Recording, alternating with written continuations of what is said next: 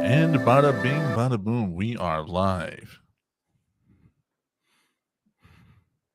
Guys are just going ham in the fucking private chat, and I hate it.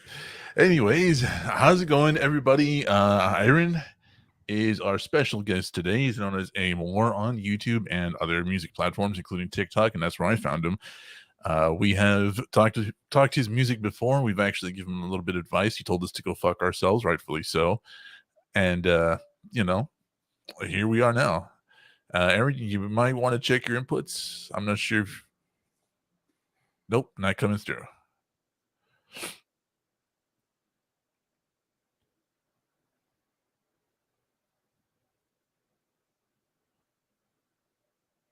That's okay. We're on the pre-show. This is what the pre-show is for, is to work out all the bugs and kinks, to let everybody pour in and let everybody know we're here. But what if the kinks are fun? But too German. Too German. You went too German with it. Let me see if your mic. I'm not sure. Okay, Aaron, could you go to your settings? Oh, it says here you're self-muted. Oh, it says you don't have a mic connected.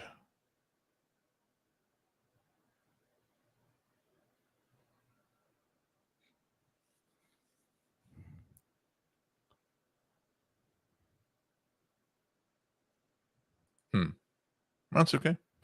This is what it's for. Let's see. Do you have an whoop? He gone. Everything disconnected, goddammit.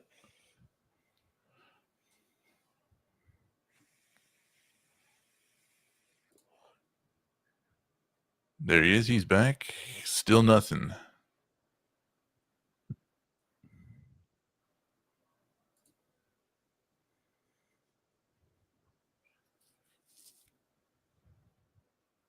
What are you using to interface with us? Is it a computer? Is it your phone?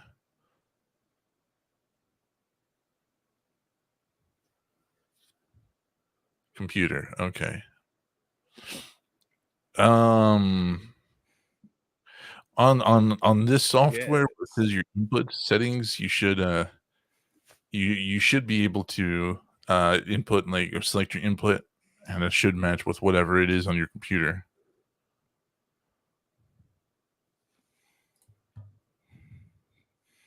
I'm not gonna lie to you, man. When you give somebody instructions and then you go, it should, it kind of triggers me from when we're playing video games. I'm like, dude, I can't fucking do it. It won't let me pick it. I'm like, well, it should, but it fucking doesn't. But it should. I know it should, but the fact is, it does not. Yeah, then you fuck up and you're like, oh wait, I was just doing it wrong. It was in the wrong menu. Bitch ass. Makes me want to slap the fuck out of you sometimes. Yeah, Still nothing. Sometimes I get fancy, I'm not sure if I should leave that one button open or button the second button, because it's weird. The position of the second button is quite high. I feel like I'm getting ready for picture day at school. But then if you take out the second button, it's rather low, and it's all hey, baby. It's like we should be on a bearskin carpet in front of a fireplace. Me doing my Jeff Gold. Hey, I heard something. Hey, we heard something. Hey, test. We got you. All right, I'm just a little echoey. Fun. That's okay. We can. I'm just gonna. It didn't want to recognize. Button. Life finds a way. Well, for whatever reason. All right, I'm gonna try my headset one more time. All right. And see if I can make it work. How's that? That works. Yeah, we got you. Okay. Well, then, all right. Let's go with that. So, welcome finally. We're finally and officially. Hello. This is Aaron. This is Graverobber, one of my co-hosts. The other co-host, I don't know where the fuck he is. He might show up. He might not show up. But he's black and German, so, that's saying a lot. Yeah, I don't know which one you want to take to offense to about that one, so I just threw it out there. You can have fun with it. So, anyways, yes, we have had your music on the show before. Yes. You sought out a little bit of advice for us, and like I said, told us to rightfully go fuck ourselves, and that's fine. Yeah. Huh? I said, yep. That's what I said. Those words exactly. I know. I got texts that and all your nudes that you sent me. But anyways. Please don't leak those. Those are very private.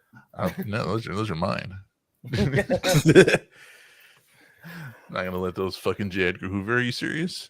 Oh, we're off to a great start. Oh, I know. This is gonna get weird, man. Come on, you've seen some of my TikToks. It's gonna get weird. I'm ready. Kind of. That's all right. So, like, I wanted you to come on. Just this is a pre-show. This is where we get used to each other's humor. Okay. Graverobber sits judgingly, trying to think of something clever to say. Not true. The judging voice is very on point. I will say. My judging face. Yeah. Graverobber's judging face. I Yeah. feel sufficiently judged. Nice. This is just my face, everybody man. does. Like, I don't have resting bitch face. I just have resting judging face. Yeah, resting cunt face. It's just Pretty much. It's like resting bitch face, but like a level up. like two levels up. You know what I mean? Because it's resting bitch face and resting Karen face. You got resting cunt face. Yes.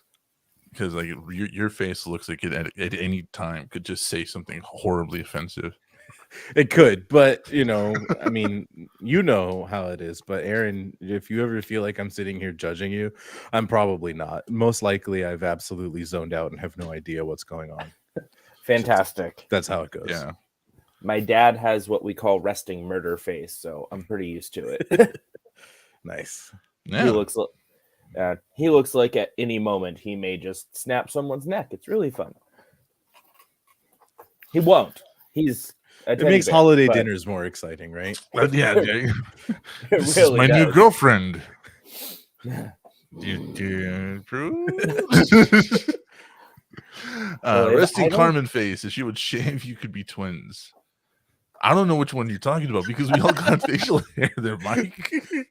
Unless you're talking about other parts of her that need to be shaved, then I don't want to. I'm still curious. I mean, different strokes for different folks. Different beard lengths for everything. Yeah, I mean, we yeah, only look like we judge here, but we don't. Actually. We don't. Yeah. Graverobber looks like somebody who judges you from afar. I look like somebody who's trying to approach you with a pineapple thing, and Aaron looks like the nice Christian boy who's trying to be metal. But like his mom won't let him like go all the way. It's like, well, these like are the fake hardest earrings. music he's allowed to listen to is like "Pray for Rain" and "Skillet." Switchfoot every once in a while. Aaron's got that fucking Creed album on repeat. It's got grooves in it. That's okay. It's okay. It's, like I said, we're just here to have fun, man. You can't deny it. You can't deny it. I wish I could. Yeah, hold on, I got to text my mom real quick. I mean, for being Christian rock, though, PFR really isn't that bad. I don't even know who that is. So. You're probably know too who young that to is. know. I don't know. You. Huh? Not you, I'm dead older man. than- Oh, well, I Hey, still Aaron. don't fucking know. I'm He's old. Probably. How old are you? How old are you, Aaron? Take a guess. This is my favorite game. I'm thinking 36. Oh, okay. You're real close. 34. 34. I was thinking 24. That's what I usually get. It's the cuts in the eyebrow and the one side of the head shape thing that's really throwing me off. So it's actually both sides. Oh, you just got the flock of seagulls going on. Yeah, I have a mohawk, but Nice. I always want to get a mohawk, but I just don't have the fucking balls to do it. I'm just like, people are gonna see me. just do it. People have I, eyes, and I don't like it. I lost my office job, so I was like, fuck it. I'm gonna be the adult that teenage me would think was cool. Now I have a mohawk. Fair enough. I Yeah, work in a whatever. weld shop. Who's really gonna judge, right? I drive a truck. Yeah, like All right, fuck it. I'm getting a mohawk. It's Do happening. it. Thanks. Thanks for the push there. yeah, I got science tattoos, and I got long hair and this fucking beard, and like anybody's gonna say anything to me, and I'm driving a fucking truck when I show up in the middle of the night to get my Do you know paperwork. how exhausting it is sitting here holding this VTNetwork logo for the entire show? Here, hold on, I got you. Are you cramping up already? Yes. Now Aaron can hold it. The mic stand has it. It's fine. Oh yeah, there you go. Just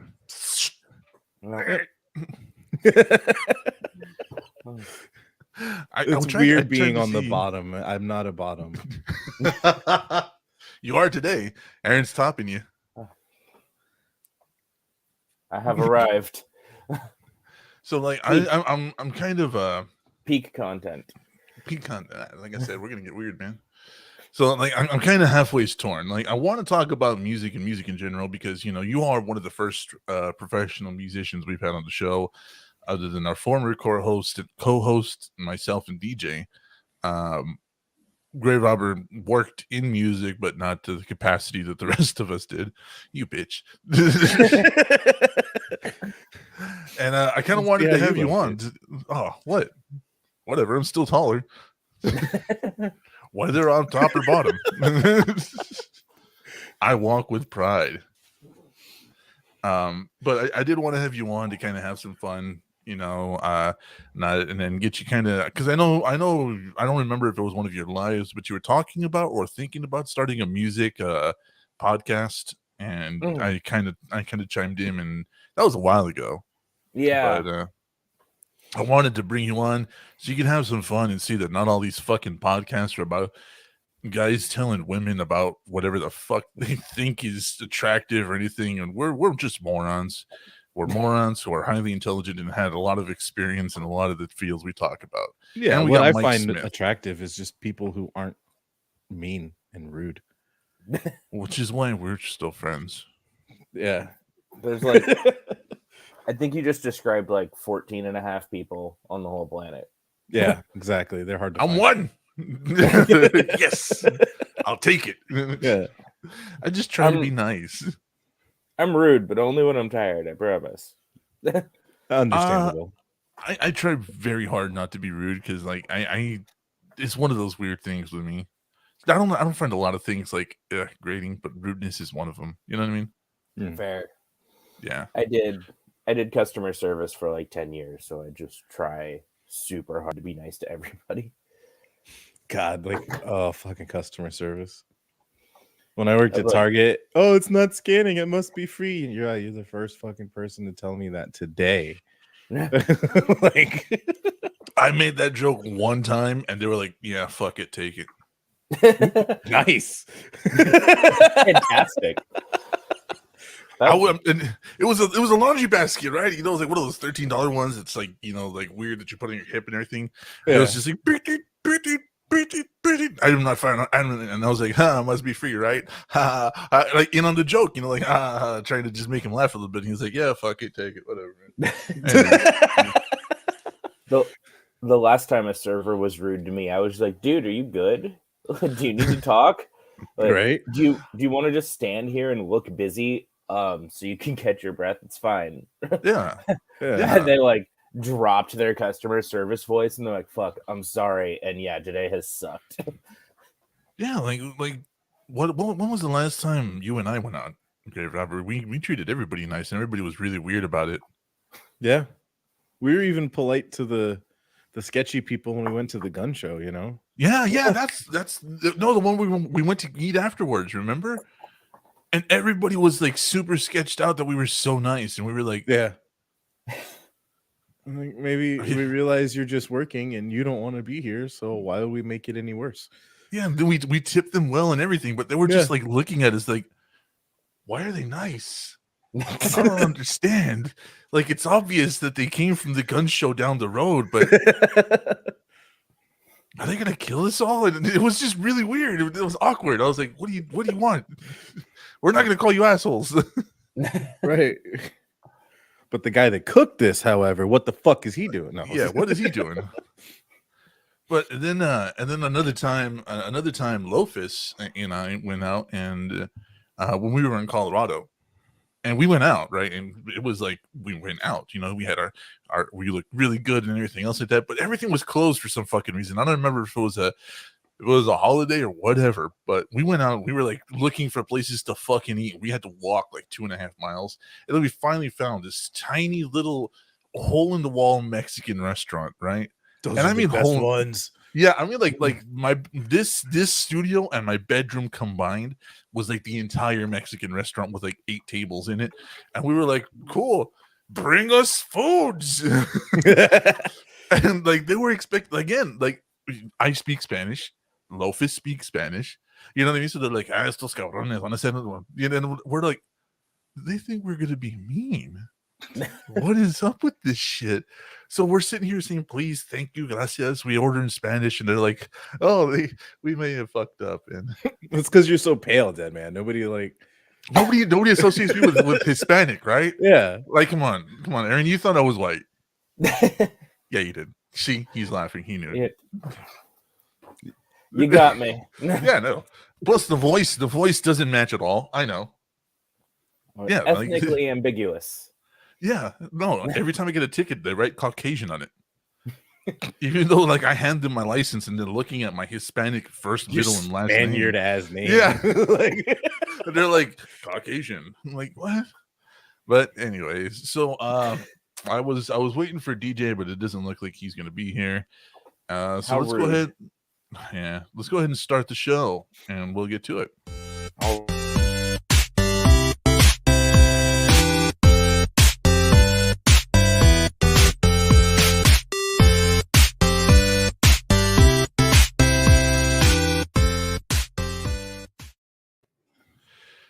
All right, here we go. Hello. Welcome, ladies and gentlemen, to another episode of VTNetwork. I'm your host, Deadman. With me, as always, Graverobber. Today we have special guest Aaron Moore, otherwise known as A Moore, on YouTube and other social media platforms. And today's sponsor is, today's episode is brought to you by, I should have written this down, but you know, when DJ emails us in the middle of the fucking night. This episode is brought to you by Dark Fables Incursion. Use code Miss Me With That Copyright Bullshit for 0% off your first bundle. Get fucked and wrecked. Dark Fables Incursion. Is that a real sponsor? Is that like Raid Shadow Legends? But that sounds like Raid Shadow Legends. That is violent. When they have the money to buy a thesaurus, but not licensing. That discount code just makes me real happy. No. Where does DJ find these things, man? I don't know. Anyways, so this is the show. Welcome, Aaron. And before we start the show, we like to do a little bit of a wrap up. We talk about what media we've been consuming, what we've been watching, what we've been listening to, playing, so on and so forth. This is a nerd podcast, as you've figured out. You know what I mean? I got a weird shirt on with LEDs in the background, so and my flag and Graverobber's fucking Federation of Planets. So we just do this little warm up, this little roundup, so we can let everybody know what you've been up to and what you've been enjoying. So what have you been up to, or do you want one of us to go first so you can get more of a feel of it? I mostly just reconsume The Office over and over, so I'm probably not too exciting. So you guys go first. All right, Graverobber? Let's see. I've been rewatching Breaking Bad for the umpteenth millionth time. Yes, I know.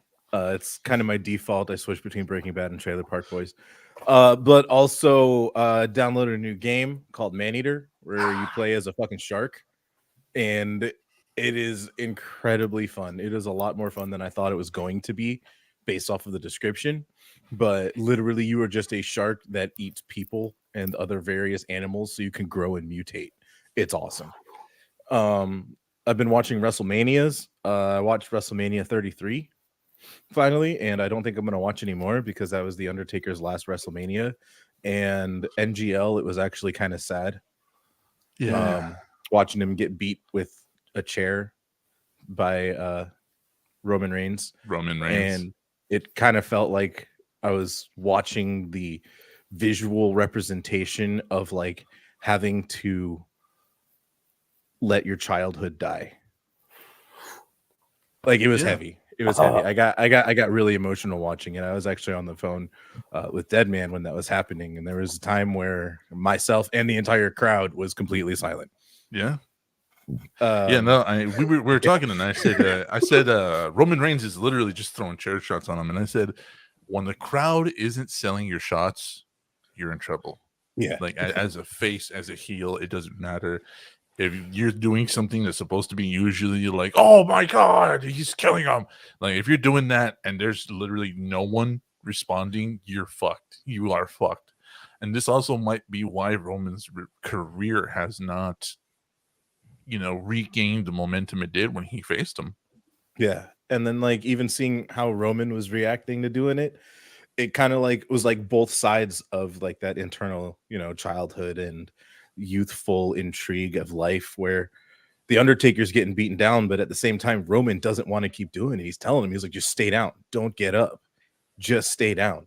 And then even after he wins, he walks away like he lost because he realizes what he just did. I'm like, that was fucking heavy. I think, and honestly, since the Undertaker's not going to be popping up in WrestleManias after 33, I don't think there's really a reason to watch it anymore. That's why I haven't done it in fucking 3-4 years. Yeah. So that's basically what I've been up to. All right. What about you, Aaron? Just stupid busy, honestly. In terms of media, I've just rewatched The Office over and over and over again while I'm working on other stuff. I used to be a giant nerd, and now I don't have time for the things I love. So I watch D&D TikTok and get sad about not playing D&D. No, but I'm on like watch 20 of The Office. That's actually what I was doing right before I woke up, watched The Office for 10 minutes, and then came in here to talk to you guys. That's perfectly fine. Oh no. Yeah. I watched a bunch of underground metal bands last night. That was really cool. I don't know if that counts as media, but yeah, totally. It does actually. What did you watch? Who did you watch?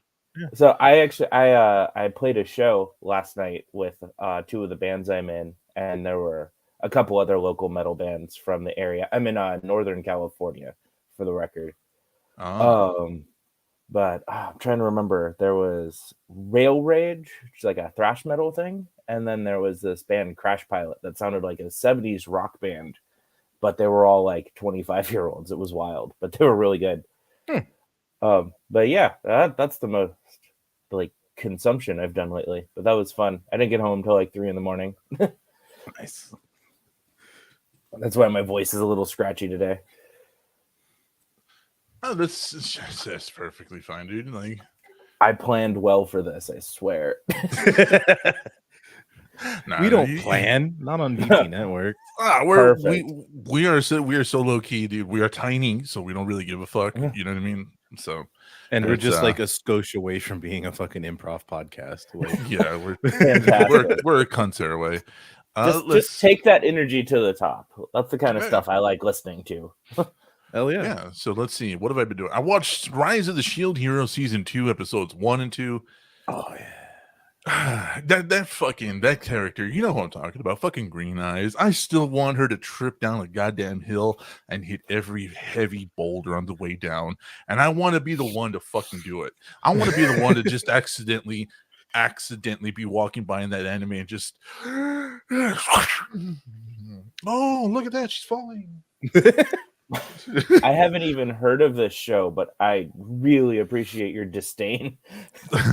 Oh, it's a fucking great show. Rising of the Shield Hero is one of the most dark, epic, beautifully written, horrible, violent shows out there as far as anime goes. And the entire fucking time, you are rooting for somebody that in the world where this takes place is actively seen as a villain. So yeah. you are rooting for him the entire fucking time. In when everything's going on, he gets accused of shit. And then they kind of have this legacy of like what his part in this world is, and the entire time you're just like, fuck all of you. Yeah. Every one of you. Fuck you. Like I'm waiting for the whole season to come though, because I know I'm gonna have to binge that shit. I can't do this like waiting a week for the I can't do it. What is this? 1997? Fuck I know. Right? What the fuck is this? I barely got all my internet and all my and all my stuff back, so I'm going to start catching back up on media.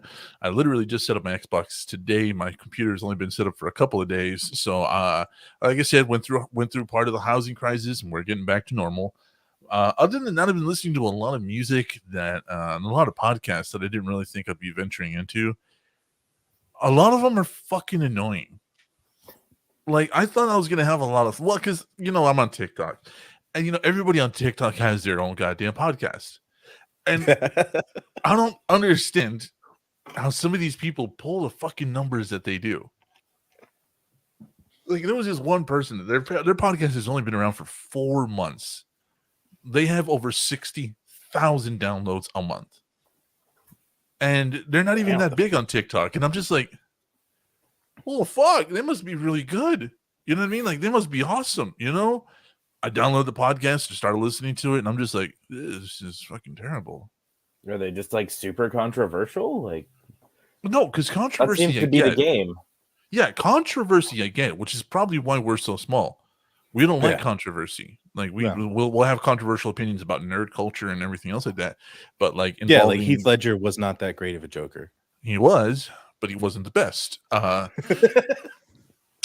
takes like that, you know what I mean? Like takes like that is as far as we're going to go. We're not going to get into politics. We're not going to get into religion or current events or anything like that. We're not going to do it because honestly, I don't want that kind of attention. Not for me, not for my co-hosts, not for anybody that watches or listens to this.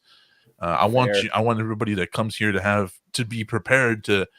I'm going to leave the world behind. We're going to talk about The Witcher, or we're going to talk about how hot Henry Cavill is, or we're going to talk about how Sigourney Weaver could kick all three of our asses and we love it. You know what I mean? Or how they're finally moving forward with the Metal Gear Solid movie after 15 fucking years. Like, so I want people to come here for that, and that's why I created the show. Some healthy escapism. Yeah. So when I'm listening to this fucking podcast, though, 60,000 a month, 60,000 downloads a month, and it is the most insipid, brain dead talk I could imagine, and I'm just like, people listen to this. A lot of people listen to this. No, I'm not joking. They spent 40 minutes talking about their fucking Starbucks cup. What the fuck? What was wrong with it is what I want to know. Was it red or something? No, like I said, right? Because that would be part of the controversy, right? The whole Brian Fierstein thing. Like you would be like, okay, cool, that's a controversial thing. You know what I mean? No, they were like, I don't know about this cup, and I don't know, maybe they changed designs. And 40 minutes of it, and I'm just listening, going, this gets 60,000 a month. This gets 60,000 a month. They probably hopped into those like Chinese live podcasts or TikToks where it's like, oh, can you gift us Galaxy? We will give you 10,000 followers. Stop! Don't do that. But that's what they say. If you gift us with $100 TikTok gift, we'll give you 100,000 followers. Like that's how they do it. Are there like bot followers for podcasts? I know it's really bad in music. That is true. Yeah, there are for podcasts, but the thing is we use like a site that kind of keeps us honest, so that we really can't. Like even if I wanted to just one month boost our egos and get us 1,000 downloads a week, I could do it, but the program and the app that we use wouldn't allow it. They'd be like, oh, this is bot shit. So congratulations, you're back to your 15. Fuck. No, not for you guys, but like maybe they're doing something like that. I don't know. Boosting their numbers somehow. Could be. I don't know. It could be. Mike says Ledger's not even in the top 20 Jokers. Has there been 20 Jokers? Not in live action. I mean, print and movie, maybe. Yeah. But still, I don't know, because like I tried. I'm not gonna lie. I went to one of those weird Chinese live TikToks, and they were like, "Oh, hello," and I'm like, Did they talk about the Joker? No, but no. She was like, "Oh, could you send me a gift?" And so I can't remember what it was. It was something that was like, I think it was like sunglasses or a hat or whatever. And then she goes, "Okay, I'm gonna do this." She goes to my recent video, and then she goes, "Click, click, click, click. Now look at your video." And it went from having like 16 plays to having 1,100 plays. And I'm like, how does this even happen though? And it stayed on my page at 1,100 plays. And I'm like, it's literally me staring at my phone in my bed because it says, "What do you look like now?" You know, like, I'm like, what is this? And then I was like, I'm not going to keep doing that. I feel dirty now. And plus, they're plays. They're not likes. They're not followers. No. They're just plays. I'm like, Place, yeah. So if they can manipulate the program on plays, I'm sure they can manipulate it on other things too, though. I guess I didn't like it. I just didn't understand how like you and I and DJ, and you and I, or me, DJ, and previously Mustard, who are all industry professionals. You know what I mean? Like none of our takes are like, well, as a consumer, no, it's like, well, as somebody who's fucking worked in this field, like Right. we've all had that expertise, and we're hovering at like 25, 35 downloads and 200 streams total.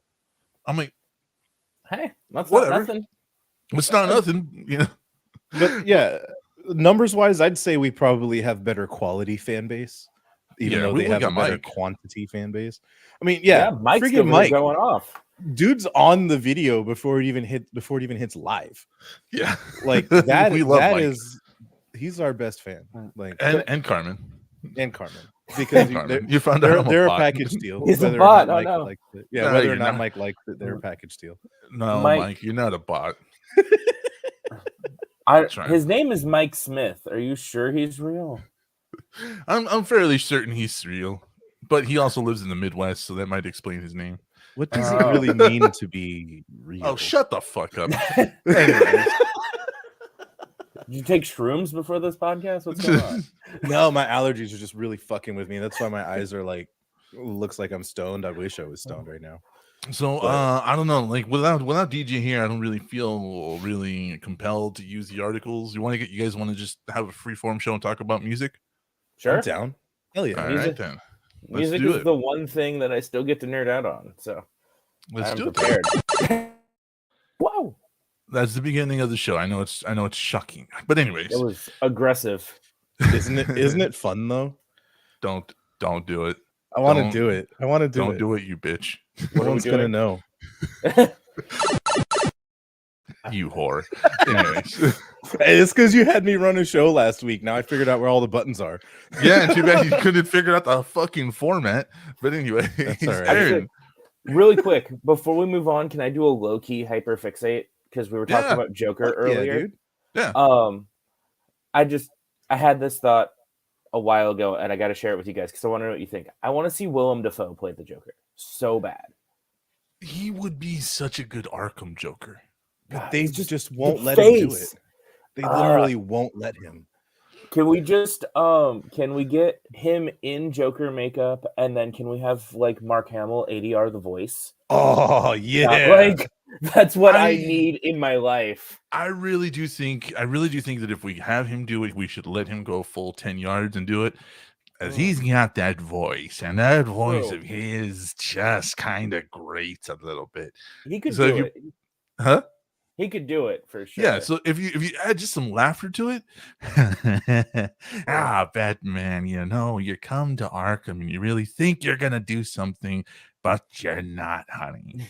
You know what I mean? Like he has it, and if we get the right script in his hands, I'm pretty sure, like 99% sure he'll pull it off well. Nah, I just needed to know I wasn't crazy because I No, look at no. that Not guy's crazy face at and all. I'm just like, he has the Joker smile without the makeup. It's insane to me. The man who laughs type shit, but Yeah. I Yeah. think what would be the issue would be like what Batman to pair him with. That would be Ooh. that's the issue. Honestly, I think Affleck would be a good Arkham Batman to go He's with got the the Arkham build. Joker. Yeah, Fucking 'Cause- Batfleck. yeah, because Yeah. because the Arkham video games Batman, it's like he just gets fucking bigger and bigger and bigger. You know? Yeah. I'm not gonna Well, lie. I didn't hate Pattinson as Batman. I thought he did extremely well for what the material was supposed to be, and I think the Yeah. movie in itself sold itself rather well. I think. Go ahead. Oh, I am curious to see what it would be like if they revisit it with him, but in a few more years in the Batman's journey where he's like fully Batman and not like trying to figure shit out. Because right now it seems like he's kind of like half-assing it. Well, this is year 2 Batman. Was like Yeah. Pattinson was year 2 Batman. We literally saw the Joker.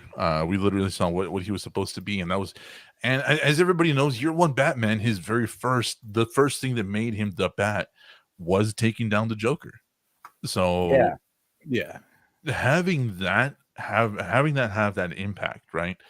And having Pattinson be year 2 Joker, year 2 Batman, and going into this, I think it would be really interesting. But for Defoe, I have to agree with Graverobber and say that I think Batfleck would be the best one because, well, one, because of the physicality, two, because in the Arkham games, him and Bat fight. And Willem Dafoe at 60 years old, or how old is he, like 57 or something? Old. Computer. How old is Willem Dafoe? Well, we wait for the answer. 66. 66. So even at 66, he's throwing around Tom Holland. He's throwing around everybody in that fucking movie at 66 years old. So I think if we were to give him the Joker and put Batfleck up against him, the physicality of the two would be fucking insane. Yeah, for sure. That would be a See, good okay, speaking of Batfleck though, right? His whole idea was to be an older, more tired Batman. Yes. And they did not go the route I was hoping they were going to go with that. What now? Because when I think of an older, tired Batman, I think of Batman Beyond. Mm-mm. Because Bruce is chilling in the Batcave giving Homeboy advice through a fucking intercom on what to do. Why have they not started Batman Beyond? Hold on. I would love to watch a live action Batman Beyond. That would be great. Right? With the suit, just the black and red. With it'd be so cool. And plus, I want to see who they pick to play Ink. Ooh. that character Now my is the brain's reason going. that character is the reason I have a crush on goth girls. Like, I almost want it to be like some edgy singer from a rock band, kind of like when they did Jared Leto as the Joker, but someone that I like. Yeah, like maybe the chick from Halo scene or something, you know? Yeah. Ooh. I think that they went right because they also went really heavily off of the Dark Knight Returns from Frank Miller. And that's what I have the comic, and that's what I was looking for. I have the comic, and that's what I was looking for. But he is old and grizzled and mean. In the Frank Miller comics, he's just mean. He's just like, fuck you. And I think them basing him off of like that era is really well done. What character were you guys talking about? Ink, Inque, from Batman Beyond. Oh, I wasn't too much of a fan of that. So, well, just because you didn't like it doesn't mean it wasn't great, though. I never said it was great. I never said it wasn't great. I'm just like, I wasn't a fan of the show. Like for me, well, you were a little bit older than me and Aaron when that came out, so. Let me see here. So we were like 9, 10, something like that. It was the perfect time for us to see Batman Beyond. Something like that, yeah. Actually, let me look that up. When did Batman Beyond start? I'm trying to find like a good picture of Bruce Wayne in The Dark Knight Returns. Anyways. So I think there's a lot of like it started January 10th, 1999. So yeah, we were like 10, 12. 11. Yeah. I was already getting ready to 11. Yeah, 11. I was already getting ready to graduate high school. So here's my proposal. Let's have The Rock play Bruce Wayne and every superhero because he's built like they're drawn. No. I'm not serious, but every time I look at him, I'm just like, you look like a comic book character. It's wild. He does though. This is the only person. Oh, the Willem Dafoe thing. Yeah, I just saw that. 25 in 99. I was 18. So yeah. What's going on, Bruce? I don't know what this is about. It's about drive. It's about power. We stay hungry. Why did you ask? Why did you ask? So getting back to it, Aaron, what started you in music, man? Like where did you begin? Where did you come from? Cotton Eye Joe. Middle school band class is how I got started. I played flute in 6th grade. Yeah, Jethro Tull. Yeah, 6th, 7th, and 8th grade actually, and somewhere around 7th grade, some of my friends wanted to start a band, and they didn't know if they wanted to be Blink-182 or Slipknot. It was very fun, but they both played guitar. They both played guitar. They had a drummer. They were looking for a bass player, and they're like, "Well, Aaron plays flute. He could probably figure out the 4-string thick guitar." And 4-string thick guitar. to this day, I will never understand their logic, but they were right. I worked for my dad that summer, saved up, bought a bass, and got pretty good at it. And then my dad, helping me buy my bass, learned how cheap like starter guitars were, so he got one too. And naturally, I started playing around on his guitar, and then he bought me a guitar in high school, and I've been playing guitar ever since. But yeah, band class and friends who apparently think bass guitar and flute are similar is the short answer. What is that? That's that. Oh, South Park, where it's like, God damn it, just play a bass line. Like, I'm tired of your stereotypes. Wow. I'm not even like ethnically inclined for music. I don't even know. Does the hair gel help or hinder the playing? It always helps, Mike. It always helps. There is no hair gel in here. This is just how I woke up today. I woke up like this. I wish I was kidding. Not gonna lie, same here. I literally woke up and then I put on a shirt for the show. I took a shower.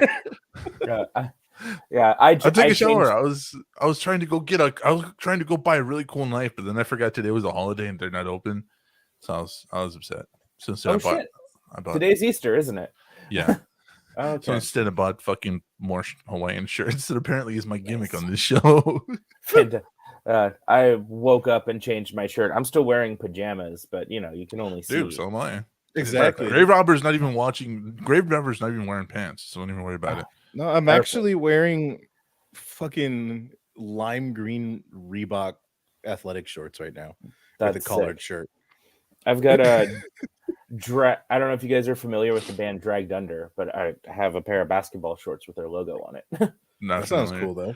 So where did you go from there? Like what was your first band? What did it sound like? So the first band was Those Friends. We were called Menace to Society. Everything spelled wrong because we were edgy. Yeah. MTS for short. And the band had a very big identity crisis. That one of the guitarists was obsessed with Slipknot, the other one only listened to Blink-182 and Sum 41, and they argued a lot while I sat in the corner trying to figure out how to play my bass guitar. What are you guys talking about? What? Huh? A G what? 3rd fret. That's all I know. But my first band to actually do anything was in high school, junior year. We were called the Black Aria, and it was like a metalcore band, kind of As I Lay Dying-esque, because that's what was big then. This was probably 2004. And yeah, we played a lot of gigs and then broke up right after high school. Woo! Dude, you guys did better than my band did. Wow. Now I'm on I've been in 10 bands now. It's ridiculous. That's okay. Fucking Aaron's just in the corner over here.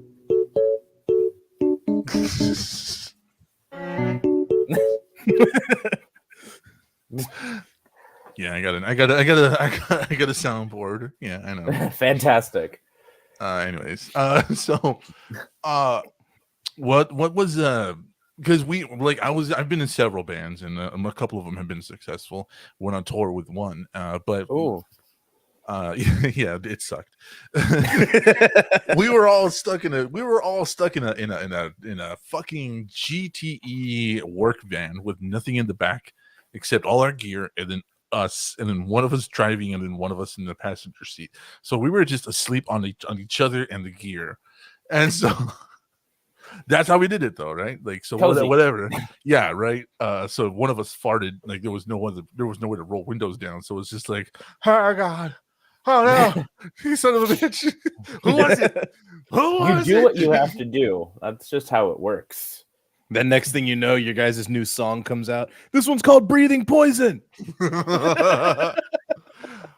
We actually did have one called Poison, or Poison Me. That was the name of it. So like, I've been in several bands, but it was I forgot where the fuck I was going with this. This happens. Yeah. It's okay. Yeah. Where the fuck did I start? I've trying to been in remember. several bands, and then Okay, we I've been got in to several somebody farted. Yeah, somebody farted. I don't remember where the fuck I was going with it. Either way, I had mentioned that I'm on like band 10 or 11. oh right, okay. So like I had been in a couple of bands, a couple of them weren't successful, but we didn't have an identity crisis. We had more of a like the reverse of an identity crisis. Like, we know exactly who the fuck we are. We know exactly what the fuck we're doing. We didn't. So we had a song called Tribal that sounded like, late 90s fucking Godsmack. Then we had a song called Poison Me that sounded like Kiss meets Him. You know what I mean? Kiss, So Kiss is just boomer juggalos, man. yeah. That's all it is. But it was like partly him. You know what I mean? Like that really open, like, bassy guitar riff, and then like our singer. So like, it's cool that you guys can at least say that, oh, we had an identity crisis. We didn't know where to go. Like, trying to write music for a band that knows who they are it's just as frustrating as not knowing who the fuck you are. Yeah. Shit. Ugh. Our band was called Sustenance, right? So it was my freshman year of high school, and it was me, Max, and Needle. Needle was 16. Me and Max were 13. We couldn't find a drummer, right? So all we literally had was Needle was vocals. He couldn't play any instruments, and then me and Max were just guitars. And we couldn't find a drummer, but we booked a show. And then we found a drummer who was 26 years old, and we played our show. We were the last one on the roster at this little hole-in-the-wall bar. But it worked out because people were drunk and they loved us. We did two full songs, which was Bodies by Drowning Pool and I'm the One by Static X. And they wanted us to keep playing, so we ended up playing like a 45-minute set of us just playing whatever parts of any songs we knew. I love it. But after the third like Jazz. improv song, after the third jazz, basically, the drummer literally just stopped, got up, went to the bar, got a beer, and started hitting on chicks. So then it was just two 13-year-old guitarists and a 16-year-old singer who looks like he's never seen the sun. But we all took home like almost $80 each from that night after they paid out. It was incredible. And that was the only show we ever did. We didn't I don't know when we broke up. We just all quit talking to each other after that show. Aww, Yeah. that's bad. Mike says, But it was fun. Boomer Juggalos, I'm going to report you to the board. Mike, I will fight the entire board one-handed. Bring it on. Because I love Kiss. So you can't. I'm going to report you to the board. That's such a boomer line. I'm on the board. You need to let me in. No, if you're on What the board, then board you is know this? the rules. That was Who are like they? such a pain in the What are ass they working selling? gatehouse security. People didn't want to wait for me to Yeah. check in the truck that won't fit through the guest gate. I'm on the board. You need to let me in. Well, if you're on the board, you know the rules. I got to get this truck in first so I can clear the lane. Yeah. I'm on the board. Well, then wait. Yeah, One then time, you can though, bring one it up in time- the next fucking meeting. Yeah, one time that one lady actually was on the board, and then the president of the board came by and was like, "Hey, what happened earlier today?" I'm like, "What?" And the one lady was actually on the board, and I told him, I was like, "Well, it's ridiculous that she doesn't understand the procedure then if she's actually on the board." Right. I know the owner. Well, you should text them. Yeah, I know the So- owner. Sounds like a you problem. So I mean, like, so let's Yeah, let's he go. sucks. Let's. I had a couple of bands. The names were terrible. I had Drop Note, and I had what the hell was it called? Oh my god, I can't remember the other one. It was can't so be worse than the terrible. bands that we played after that one night. Yeah. I remember two of them. One of them was called Push Mower, and they were All right. like Southern rock-esque. Oh my god! and I then- thought you were gonna say they were like mariachi. No, and then no, they were all white guys. They were all fat white guys. And then the other one That would have made was, mariachi better. the other one was like wishing that they were Pantera, but they weren't. Oh, and they no. were called Schmegma. Oh. No, they're fired. That's canceled. No. Get that out of here. No, don't like it. So your do band name not can't be approve. that bad.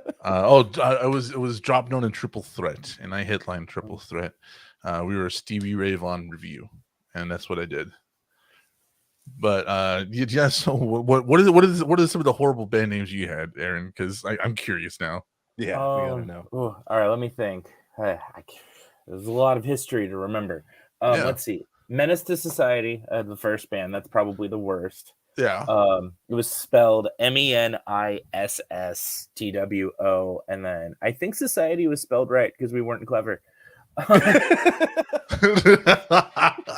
Band after that was called Riddler, after the Batman character, of course. And then the Black Aria, Edomineo, Elysium, Battle for Kira, Phaneron. So after that, the names got okay. That's not bad. Yeah. And currently, I'm in 3 bands, not including the solo project. And those are Lost in Code, Dead Love, and Strychnine. Strychnine is spelled wrong, though. It's Of course it YK is. and then the number 9. It's actually my dad's band. And I've Oh, been no in shit. 4 Okay. Yeah. My dad and I have been in 2 bands together. That's cool. That's really cool. I don't sleep. I don't even It's talk to my rough. dad. Like shit. Like Aaron's got bands with his dad. I don't even fucking talk to mine. Holy fuck. I'm very lucky. My parents are pretty rad. Yeah. Graverobber had to fight his dad last week. I mean, it's a whole thing. Did I? Yeah, well, Was it like a Highlander thing? No, my dad's cool. My mom. I know your dad's cool. My mom's I know the your problem. dad's cool. I just fucking with you. So, so we always have to do the stories. What's your best gig? What's your worst gig? Graverobber seriously just told his best and only gig. Yep. So I'll go first for best gig. Best gig I ever played was with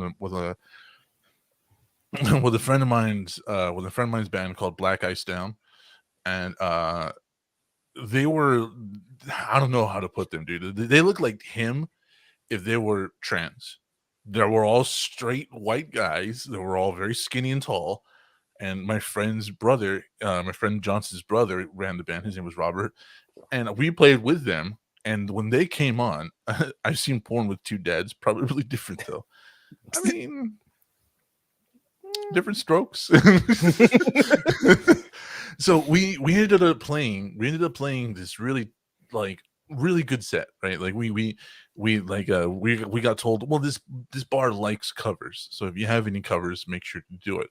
And I was really good at doing Jonathan Davis, so we did a couple of Korn songs, we did a Nirvana song, we did like a couple of our own songs. But Johnson's brother's band there, Black Ice Down, was there, and they were like, hey, we want Dead Man. We want Dead Man up here real quick. And what they used to do is they used to install a stripper pole next to the microphone stand, so that way Johnson's brother, who was bisexual, could do stripper moves while like they were playing or whatever else like that. So little did I know, I'm like, whatever, cool. I'm drunk. Fuck it. I go up on the stage and I start singing with them. And little do I know, fucking Johnson's brother, Robert, is just doing stripper moves, and he's grinding on me. And the whole time I'm having a fucking blast. Everybody's loving it. We get paid out like $200, like each band member. And it was just great. But at the end of the night, the only hiccup to this was that Johns, my friend, walks up to me and he goes, I don't know how to tell you this, but Robert has like the biggest crush on you now. And I was like, I don't know how to take that either. So I'm gonna continue to get drunk. So good night.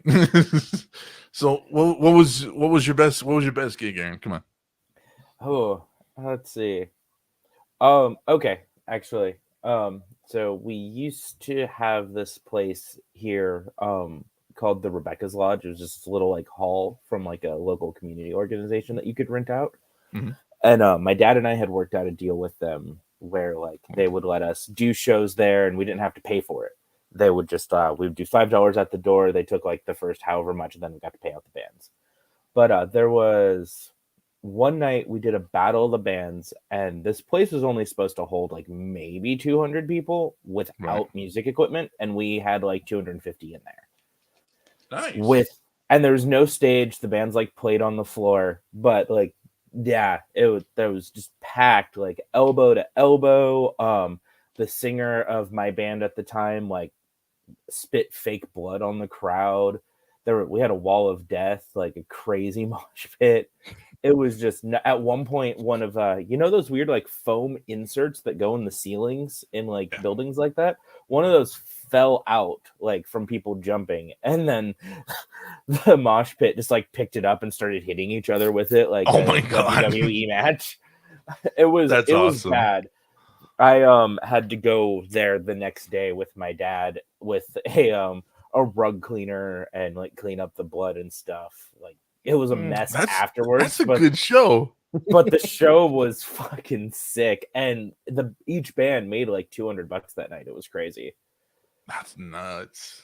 That is nuts.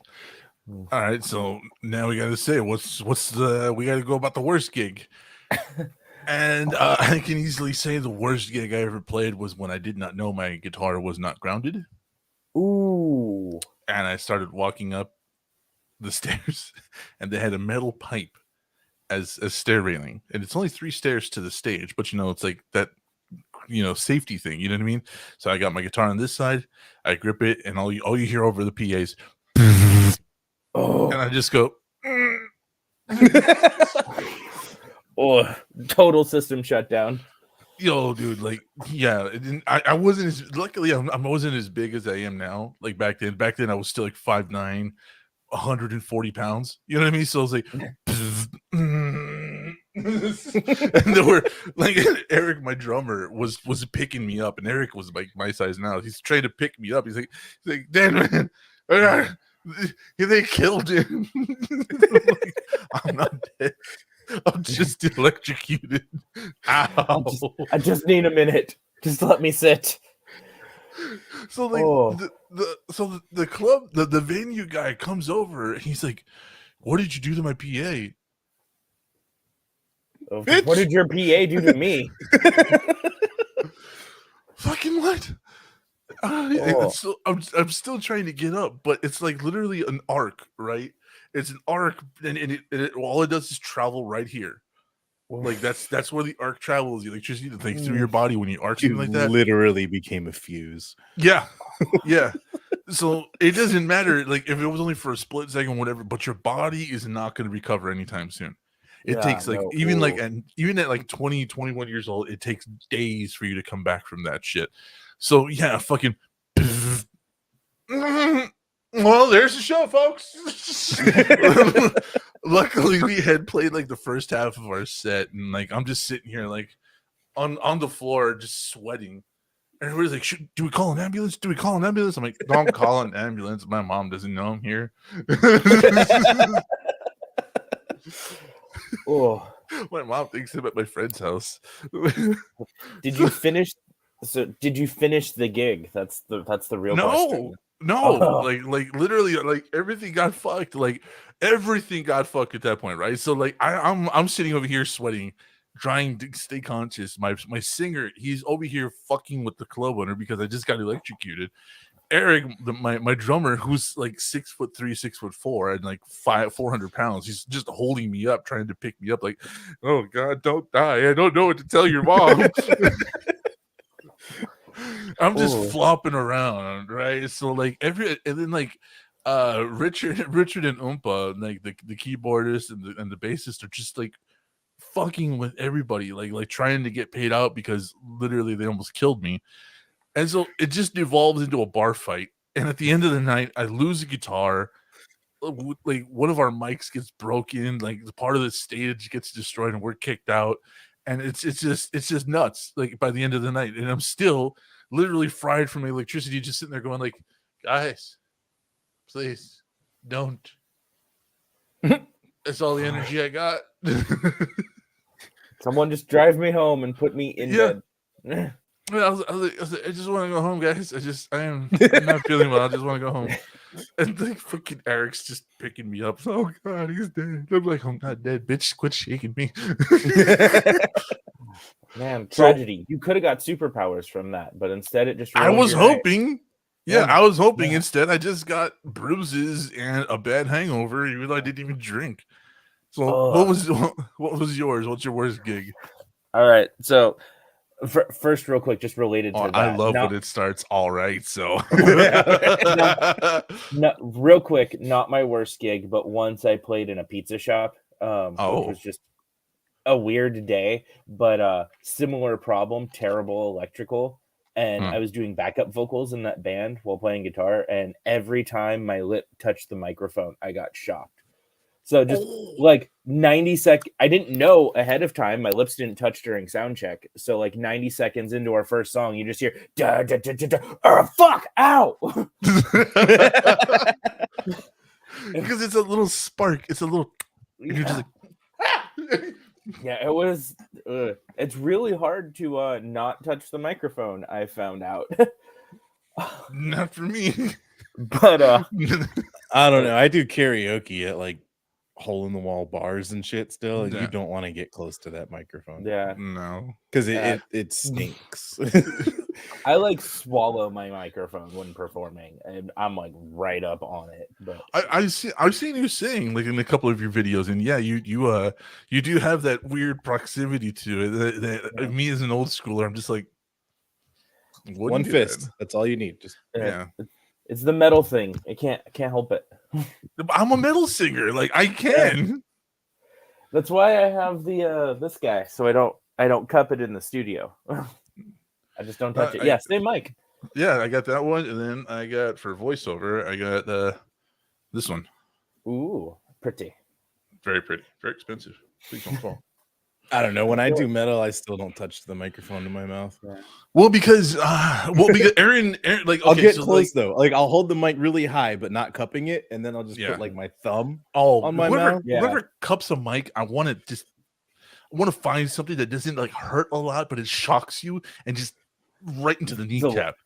Honestly, I need that because when I do vocals live with like an SM58, like I tell myself the whole time, like, don't cup it, don't cup the mic, and then 2 songs in, it's just like wrapped around in my fist. And like, so what you're saying is you're encouraging people to show up to your live shows and shoot you in the neck with rubber bands every time you cup the mic.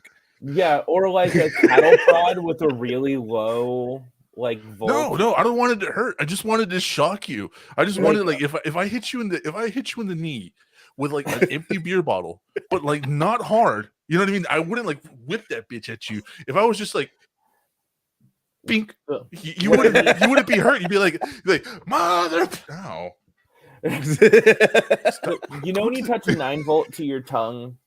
Yeah. Like, that level of shock, but like on my hand. I just need someone to do that at like 2 gigs. And a PA with a fucking button. Go ahead, do it again. Those little flat rubber bands would be perfect. Just that would do. Yeah, just enough to stop me. Because I know cupping the mic is bad. I just can't help it. I don't know. Like I said, because I guess I'm an old schooler because I grew up with Jonathan Davis. You know what I mean? Like I like Stained, and so like really early screamers. You know what I mean? Can we leave off the row phone from the microphone? We are talking about mic replacement. Mic placement. Get it? Oh, his name's Mike. We're just talking about putting mics in our mouths. Not me. I just tease. Like I'm gonna, but I don't. The tip. Yeah. Like you'll feel the breath, but that's it. Yeah. So like when like Jonathan Davis, right? Like so when he screams, he doesn't do the new school fry. His comes all from the back of the throat. Like so, I know that's terrible. I know frying became a thing for a reason because you got motherfuckers like me who cough up blood at the end of a fucking gig. Oh please, Mike, we like it too. At the end of a gig, who cough up blood, you know, because you're like, oh, it's a good show.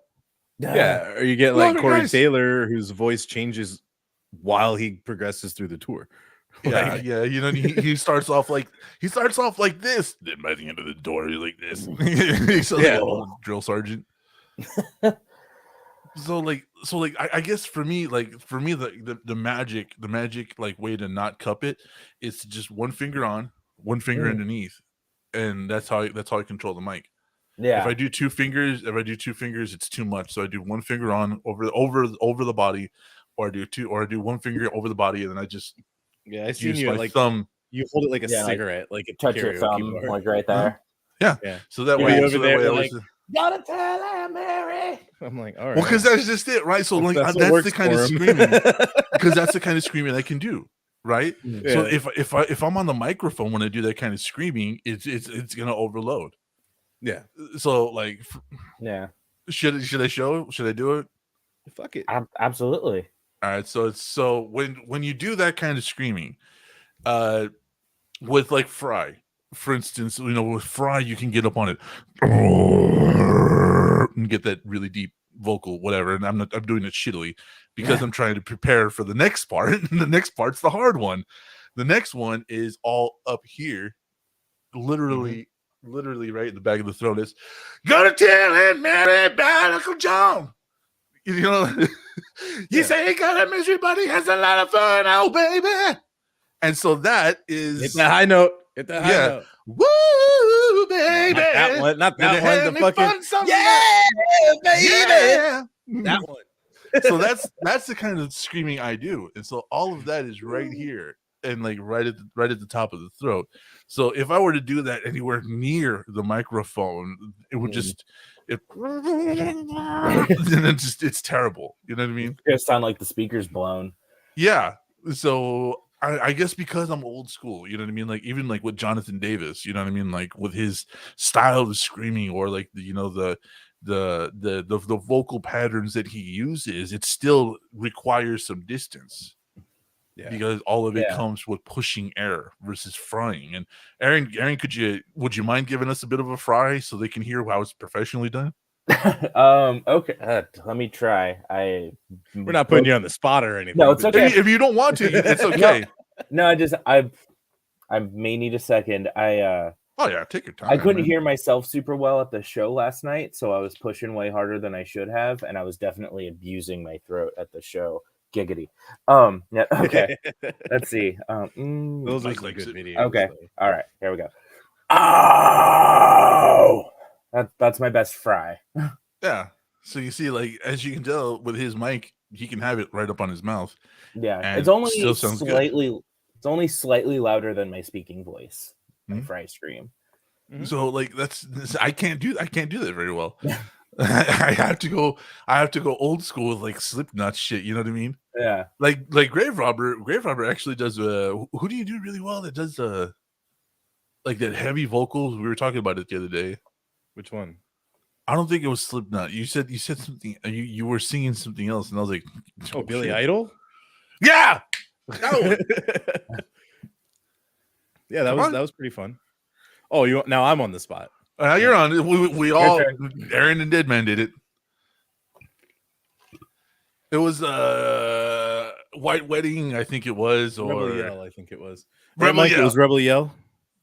Mike, was it Rebel Yell or White Wedding? Actually, it was the mashup. Remember, because I couldn't remember which verse Because went we with couldn't which remember song. the difference. Rebel Wedding. Yeah, it was the Rebel rebel. Wedding, It was the White Yell. You know, yeehaw. That sounds problematic. Oh, fuck. Oh All right. no! It only See, I works was in like Florida. pumped up energetically on Friday. all right? Florida. But yeah, where it Yeah, was like, Rebel Yell. Mike says Yeah. Rebel Yell. yeah, where it was Okay. like in the midnight hour. Oh, see, I wasn't ready, dude. She cried more. I don't know. It wasn't as good as it was on Friday. Go back to the Friday show and watch it. Yeah. Because also after the Friday show, I spent like 20 minutes like screaming along with My Chemical Romance. And according to Ooh. my watch, I burned 123 calories in 17 minutes. Nice. Screaming My Chemical Romance in my living room, jumping around. As Right? you should. But yeah, like when I do it, I don't know. It's some weird, like I do it from here, but White also Yell's from the a top Michael of my Delphine. throat. Yeah, but then from the top of my throat, but My all the pillow blood yell. gets stuck in my forehead when I do it. Yeah. So I don't know what's happening. I'm probably doing something wrong. Not really. As long as it sounds good, you're doing it fine. As Because long at as the it end of doesn't the night- hurt like me, like you're fine. No, I'll do it until my voice literally cracks and then I can't do the scream anymore. Like that's what happens. Yeah. Eh, That's how I learned to do metal vocals. I was like trying to Yeah. copy Corpse Grinder from Cannibal Corpse, and I Oh, just God. spent a week coughing up blood. It Yeah. kind of sounded like a fake burp. I was like, that's not good. Oh, we got a song to show you. We got a song to show you. Yes, no. you're gonna hang out for the post show, right? You have to hang out for the Okay. post show. yeah. Like, But we- Is it the new Space 6 Feet Under? Because that's fuck. rough. Oh, he knows it. The body just hangs there. He fucking knows it, dude. Okay, so I gotta tell you guys something. No, please do. So, about that song. All right, my girlfriend, wonderful, super supportive, love her, but she's a bit of a normie. We joke about it all the time. Right. And it was when that song was floating around TikTok, and all the metalheads were just like roasting. What's his name? George Fisher? I don't know. Fuck if I know. Guy that Yeah. sucks. Yeah, the guy that sucks in 6 Feet Under. Chris Who Barnes. doesn't know That's he what it was. sucks? Yeah, because he was like railing on modern metal vocalists. Yeah, he and, was. like, Yeah. he sounds like he's choking on a sand pit. It's great. But so we were driving somewhere, and I pulled up that song. And I was like, "Hey, Heather, check this out. Check out how terrible this vocalist is." And she's like, "This just sounds like everything else you listen to." And I wanted to cry. Oh. We fixed it. I played something like else for her right after, and she's like, "Oh, okay, I hear it now." But it was terrible and hilarious. That hurt. That hurt me. Like that's like You know, ow. now that I think about it, now that we're Mhm. analyzing vocalist screams, Uh, what the hell technique does Danny Davy use? Danny Davy. Yeah, from Cannibal Corpse. Not Cannibal Corpse. Fucking oh fuck, I can't think of it right now. Let's see. Suicide and Other Comforts. Born in a Burial Gown. Oh, Danny Filth. Cradle Danny of Filth. Filth? Yes, Cradle of Filth. That's it. Cradle. Yeah, Danny Filth. Filth. Yeah, what The, kind of like because he has like a shrieking like metal Mariah Carey scream. The what satanic everybody- Fuck is chicken. that? That's what everybody tries to do nowadays. Everybody tries to do like we watched the oh my god, the one where the guy sounds like a zombie. Mm. You know what I'm talking about? Lorna Shore. Yeah, that one, Lorna Shore. We Yeah, watched Lorna the Shore. and- Hellfire. yeah, so everybody wants to imitate Danny Filth, but Danny Filth is one of the first. It probably is the originator of that duality of really deep growling and then this like really high shriek. The problem is I don't really fucking know what like his technique is because he's been at it so long. Yeah. Like everybody else you can kind of analyze. So Yeah. I can tell you what his technique is now. I know. Oh, It's please a do. fry. It's a fry scream. It is a fry. Yeah. He was. Are you guys familiar with Melissa Cross? I know the name. I'm not too familiar. Okay. Yeah, the name rings some bells. Yeah. She was one of the first like extreme metal vocal coaches. She released the DVDs, The Zen of Screaming. Oh I yeah, know. yeah. Okay, I know who she is. Yeah, Danny Filth was one of her students, like early on in her career, and she teaches the fry scream almost exclusively. Oh, okay. I know who she is. Yeah.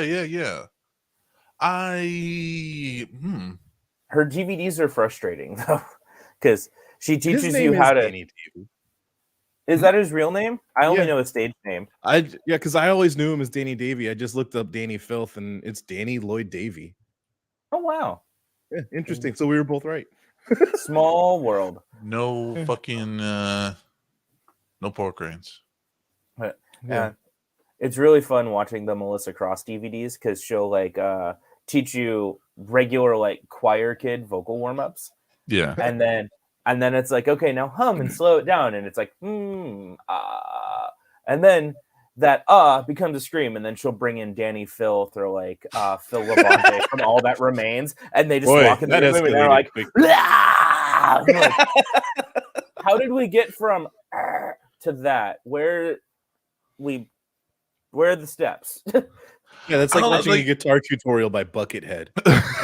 You I know, got this step- is just, and he does this fucking rocking thing when he talks. You know, it's like, this Like- is just a regular G major scale with a seventh and third alternation.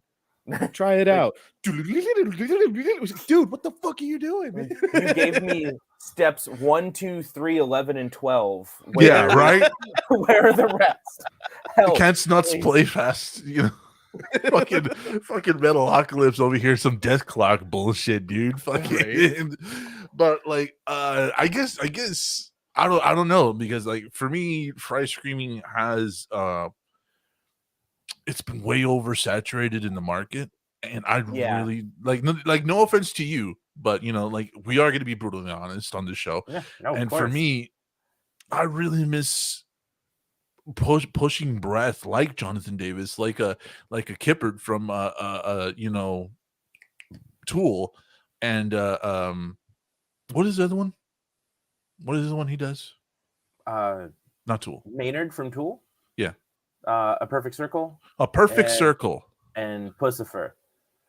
Yeah, but a perfect circle is specifically the one I'm talking about. He pushes so much fucking breath.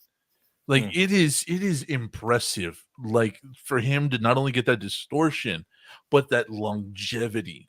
Yeah. And it's something I used to do on karaoke to win competitions, is because I can hit that length, and I can hit a little bit of that fry that he does. But I really miss those fucking days, and I kind of think that's why Slipknot has stayed around as long as they have, is because well, Corey still has that bark, you know what I mean? He still has that, you know what I mean?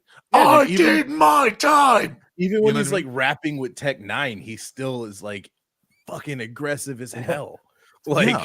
He's because just let's all be man. real. Yeah, Corey Taylor and Slipknot is metal, but when you really just listen to how Corey Taylor does his performances, he's a rapper. Yeah, he's a Like, rapper. Yeah. What is that? Gonna take it down in the first, but maybe it's time to tables turn, because he introduced all the balls. He got the promise on the first. Like, guilty. Stop right fan of trash, stop, drop and roll. You would definitely get go big motherfucker, stupid cocksucker, is getting right now. spit it out. Yeah, spit it out. There you go. So I had I to was like, waiting. I was like, I know the name of this song.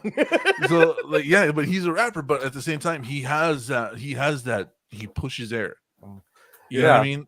What nobody And- talks about with Slipknot anymore, because they've been like retconned as like a legit metal band, as they should. But they came out of the new metal scene, which was rap metal. They're from the same like time frame and starting point as Limp Bizkit. I Like, have such a problem with that fucking term. I hate new metal as a term. Right, but new metal, when you go back to like pre-Corey Taylor Slipknot, right, with their live album that was right, Isn't that good? it's not good, but their sound was not far off from like Sode. Yeah, definitely. But then we had like, you know, like chill metal Corey Taylor leaving Stone Sour behind to go fix Slipknot. Yeah. Like, I mean, okay, so True. I have a big problem with the term new metal, right? Because some bands got stuck in it that never did the rap thing. Korn did one song, and it was All in the Family with Limp Bizkit's fucking Fred Durst, and it was just really them just roasting each other and talking about how they want to fuck each other. Yeah. And then they got stuck in this rap metal thing, and I'm like, Korn made one song. You could One. make the argument though that Korn has hip hop influences in different parts absolutely. of their music. well, they do. Korn fucking hits in the subwoofers. Yeah. Like 'Cause Dead for- Bodies Everywhere with that artificial that Yeah, and like the way Fieldly plays bass, Yeah. like it's so yeah. I think they get lumped in there less for like the vocal rap element and more for like the musicality of it, because they've really got that like funky groovy thing going on. Well, yeah, they're all from fucking California, Bakersfield specifically, and you know, you got Monkey who has this really cool, you know, Dime Effect fucking store brand sound that I really do love. That he has made so versatile through a fuzz pedal and this 7-string Ibanez that he got in a pawn shop for $112. hell yeah, dude. You know what I mean? Favorite Korn intro ever.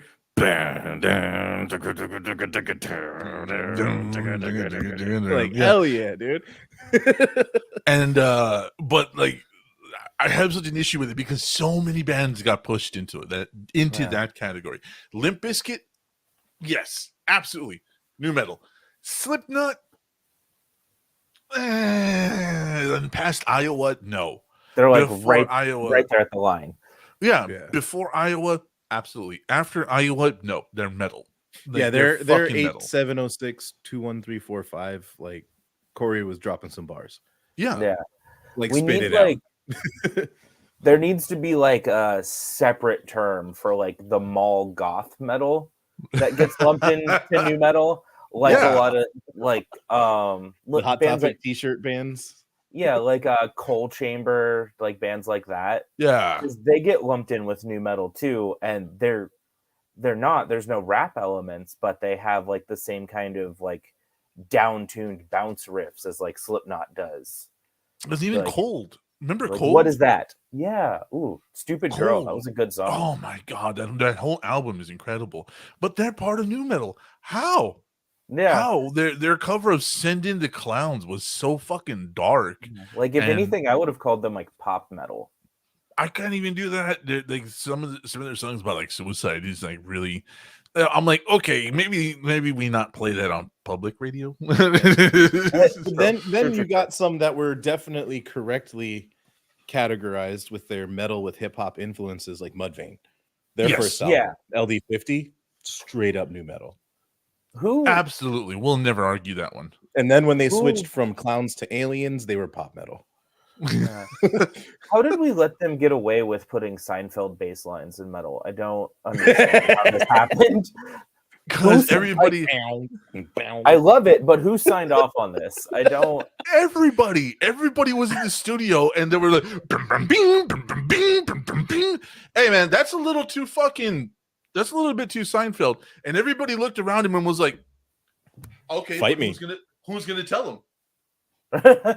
Hey, who's gonna tell him? This loot is Who's gonna tell the dude dressed up as Pennywise that Yeah. his bass line sucks? Hands, please." This dude is the Joker devil. You're gonna stop him? But okay, to be fair, To be fair, it was Mudvayne was the 90s. The 90s was a lawless wasteland. like, well, so is Korn, so is Limp Yeah. Bizkit. Like 90s, early 2000s. Yeah, I mean, but- the 90s is when we had Ice Cube on Nickelodeon's House Party. You know, like Ice tea and ice. Oh my god! I mean, like, oh god, like I just That's a core memory. Don't bring that up. we were talking about that recently. God, like, but yeah, like I said, like yeah, we got away with it because who's gonna tell him? It's like when sometimes off the topic, what are your opinions of Megadeth? Seeing them this week, we'll get to them in a sec, Mike. So amazing like, music, horrible vocals. That's my Uh, opinion on Megadeth. Check. Back it completely. I think when Slipknot used to record in full regalia.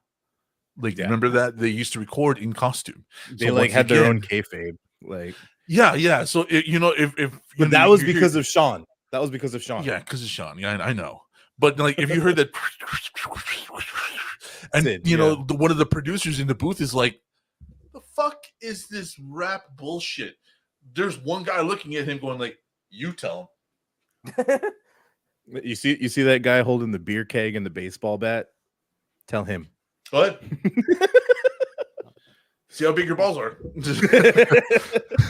Like, cause I would. That's, huh? These guys look exactly like the last 7 nightmares I've had. I'm not telling them shit. You know what I mean, dude? Like, it's that bad. But that's what I mean. It's the same thing with fucking Mudvayne. Like when they come in like full regalia and their hair is spiked up and they're all painted up, and it's like, this fucking baseline sucks. You tell them. They show up I'm to gonna- the fucking MTV Music Video Awards, fucking bleeding bullet holes on their fucking head. Yeah. Like, I'm gonna stay. these in the guys aren't all there. You don't want to Yeah. upset them. Like, yeah, I'm gonna stay in the fucking booth. This glass is not bulletproof, Mm. nor is it chair proof. So I'm gonna stay here. You go in there and tell them. It's also not. we don't get paper. accidental death or dismemberment coverage. So hit the fucking button. Jeff. They're gonna play their Seinfeld bass, and you know what? If they want Jerry doing a routine at the end of the album, we're gonna get Jerry. Well done here. Knock for field failure. An inner gloom as wide as 9 fermenting. Roiling hate. Death grip in my veins. Space between a blink and a tear. Death blooms. That's illegal. It's illegal. Where's the board Mike was talking about? Because I need to file a complaint now. As Jerry Seinfeld Death Blooms is not no, good. That's not good. No. I just turned into a Starbucks white girl. I literally can't even.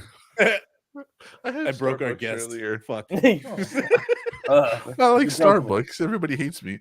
But anyways, real quick. Yeah. I just remembered like a behind the scenes DVD from Mudvayne because we were talking about it, and those guys do have balls. Their second big album, the Alien one, there's a studio clip where Greg, the guitarist, was sitting like in the studio with their producer or whatever, and he was just playing one of the guitar riffs, just chilling, and he's like, "That's good, but it needs something." And Greg just like sits up in his chair, moves his guitar, bites his lip, and plays the exact same thing while making eye contact with the producer. He's just like, and the producer's like, "Yeah, that's it. That's perfect." It's like, huh? He's not even wearing like makeup or anything. He's just a dude. They're scary looking dudes. Was Mudvayne named after the shrimp vein? No, it was named after the weird blue vein you have in your. Anyways, so on Megadeth, Megadeth has some of the best composing ever in metal. I think, however, after Risk, their vocal, like his vocal pattern just really fell off. And I don't know what it was, because like when you have Symphony of Destruction, when you have Sleep, and you have stuff like that, like it's all so good. The extended guitar solos version of Master of Puppets. Let me see. Like Dave is a hell of a guitarist. I will give him that. His band has an awesome sound. Because when you hear that dun, dun, dun, dun, dun, dun, you're like, fuck yeah. Then you go, you take a mortal man. Stop. He sings like when you order the Joker from Wish. That's what it sounds like. But he's a musical genius. Like he really is, yeah. Just he's don't not give just him like a microphone and and only play blues scales really badly. Yeah. Wait, it's kind of targeted. Take his microphone away, and Megadeth would be one of the. They still are, with terrible vocals. They're one of the greatest bands ever. Oh, hell yeah, dude! I would sit there and listen to instrumental Megadeth songs all day long, or just like bring Rob Halford in from Judas Priest or something. Just. I'm trying to remember the goddamn song. It's just I can find it. I just don't want to play it. Right, because we'll get shut down. Like, hold on. Let's see if you guys can recognize like just the name of the song. Hold on. Nope, that's not it. That's not it. Nope. You know what would be interesting though? Dexter Holland doing vocals for Megadeth. I would listen to that. I would give it a try. Anyone but Dave Mustaine. Bucket, have James Hetfield doing vocals for Megadeth. Ooh, reconcile your differences, bitch. You're all grandpas. Yep. Singers, screamers, don't care. Just anyone other than Matt Heafy would be a good fit. Matt Heafy, I know that name. Trivium. Yeah. Actually, yeah, that's actually a really good one. Yeah. Billy Idol. Absolutely. Billie Eilish. I don't care. Just not Dave Mustaine. Actually, you know what? That would probably be sick. That really would Billie Eilish? Yeah. That would be interesting. It wouldn't be too bad, I think. I'd listen. Again, I don't care who. Adele, Britney Spears. I don't. No, hey, we don't fuck with Adele no more. Give me T-Pain. Like I don't care. Just not Dave Mustaine. T-Pain is actually a good ass singer. Though. Yeah, dude, it's crazy. Mike Smith says Frank Valli doing Megadeth vocals. Frankie Valli? Well, unless you got a fucking time machine. Why don't we get Mike Smith to do Megadeth vocals? Yeah. Oh, Mike that'd Smith, be send us a interesting. video. We'll post it on the Patreon for sure. Microphone Smith. Let's get to it. Yeah. Anyways, Yeah, your the name name now. Mike Smith is actually short for Microphone Smithsonian. the Megadeth songs he can't talk. He's talking about he can't sleep. Isn't that just all of them? No, God damn it. Hold on, I'll fucking find it. Yeah, but you Google like a boomer does. Are you talking about the song Insomnia? Insomnia, yes, but there's a certain remix to it. There's a certain remix to it. What an Okay. on the nose name. Yeah, because he's like, oh, a Megadeth song where you're talking about he can't sleep. I typed in Megadeth song about insomnia, and it's Insomnia by Megadeth. Yeah, but the it is a Risk album, remix. 1999. Yeah, but it's a remix. It's a remix to it, and it's a weird remix to it, and has a This is little like bit a of trap remix with the kazoo kid. no, God no.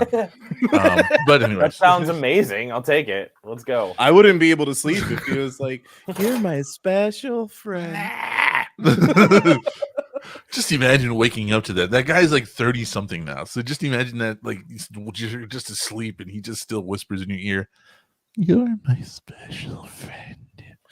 Special friend. I'm just trying to smash kazoo and insomnia together as words in my head, but it's not working. Like No. kazumia. No. Insomnia Zoo. Hey, We're getting somewhere. No, that doesn't I was work. gonna go Kazomnia. Yeah, Kazomnia. There you go. Kazumia. We're getting there. Kazumia. There you go. That's it. Kazumia.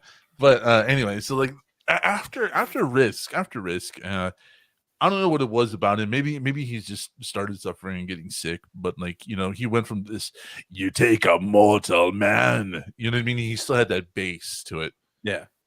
And put him in control. You know what I mean? Watch heads roll. And then he got all fucking nasally, dude. Like, yeah. Then under. like you hear like 3 years later, and it's all, you take a mortal man. Did someone say chocolate? It's like he'd only learned the first step to a fry scream. Yeah, You know what I mean? Close your throat. Good enough. Oh. But like so like it's weird, right? Because like that's my opinion on them. Like, they are some of the best composers, and maybe they took that away from James and Lars, being these massive composers of just huge music, and maybe that's where they got it from. However, past that composition, past putting together the music, it's really just not good. It's really not good. It's fun. Even in his Metallica days, the No Life Till Leather demo was okay. It was okay. It was really But then weird. the difference is, okay, I'm a huge Metallica fan, not a huge Megadeth fan. But I will say, Megadeth has not turned into dad rock to the point where Metallica has. I think maybe it's because of what's his name, the singer, believes. I think James? No, Megadeth. Dave. I think Dave Mustaine's personal and political views have interfered with his music. Like, he has canceled a bunch of events because of politics and what he believes and stuff like that, and even religion aspects. So he's lost a lot of business on those decisions, and I do believe maybe it's because of that. We don't like to speculate. We don't like to go into that stuff, but we know for a fact, through his own words, what he believes, and we know for a fact that Metallica has kind of kept that "we don't give a fuck, just pay us" thing. Yeah, and maybe that's why the longevity has such a dichotomy to it. Right. So. Yeah, like Megadeth has died a hero and Metallica has lived long enough to become a villain. Yeah. Because it was like, if they would have ended after Reload, perfect. But then they did the Saint Anger mistake. Oh, God, no. And then they did that one with Unforgiven 3. And yeah. they kind of were like, all right, they're coming back because they got Rob. He brought energy in. And then they did Hardwired, and they went back to Saint Anger, but with guitar solos. Yeah, that was terrible. I liked some of Hardwired. Not all of it. It was like 50-50 for me, but there were some songs on there where I was like, yeah, this is solid thrash metal. Cool. My favorite thing about the Hardwired album was the second CD where it was all the live shit from the 80s. Oh. That's Mike says Megadeth has substance, Metallica has wet money. Yeah, but that also has a lot to do with what you're willing to do as a musician. And we understand substance versus, being corporate or selling out, stuff like that. We understand that very well.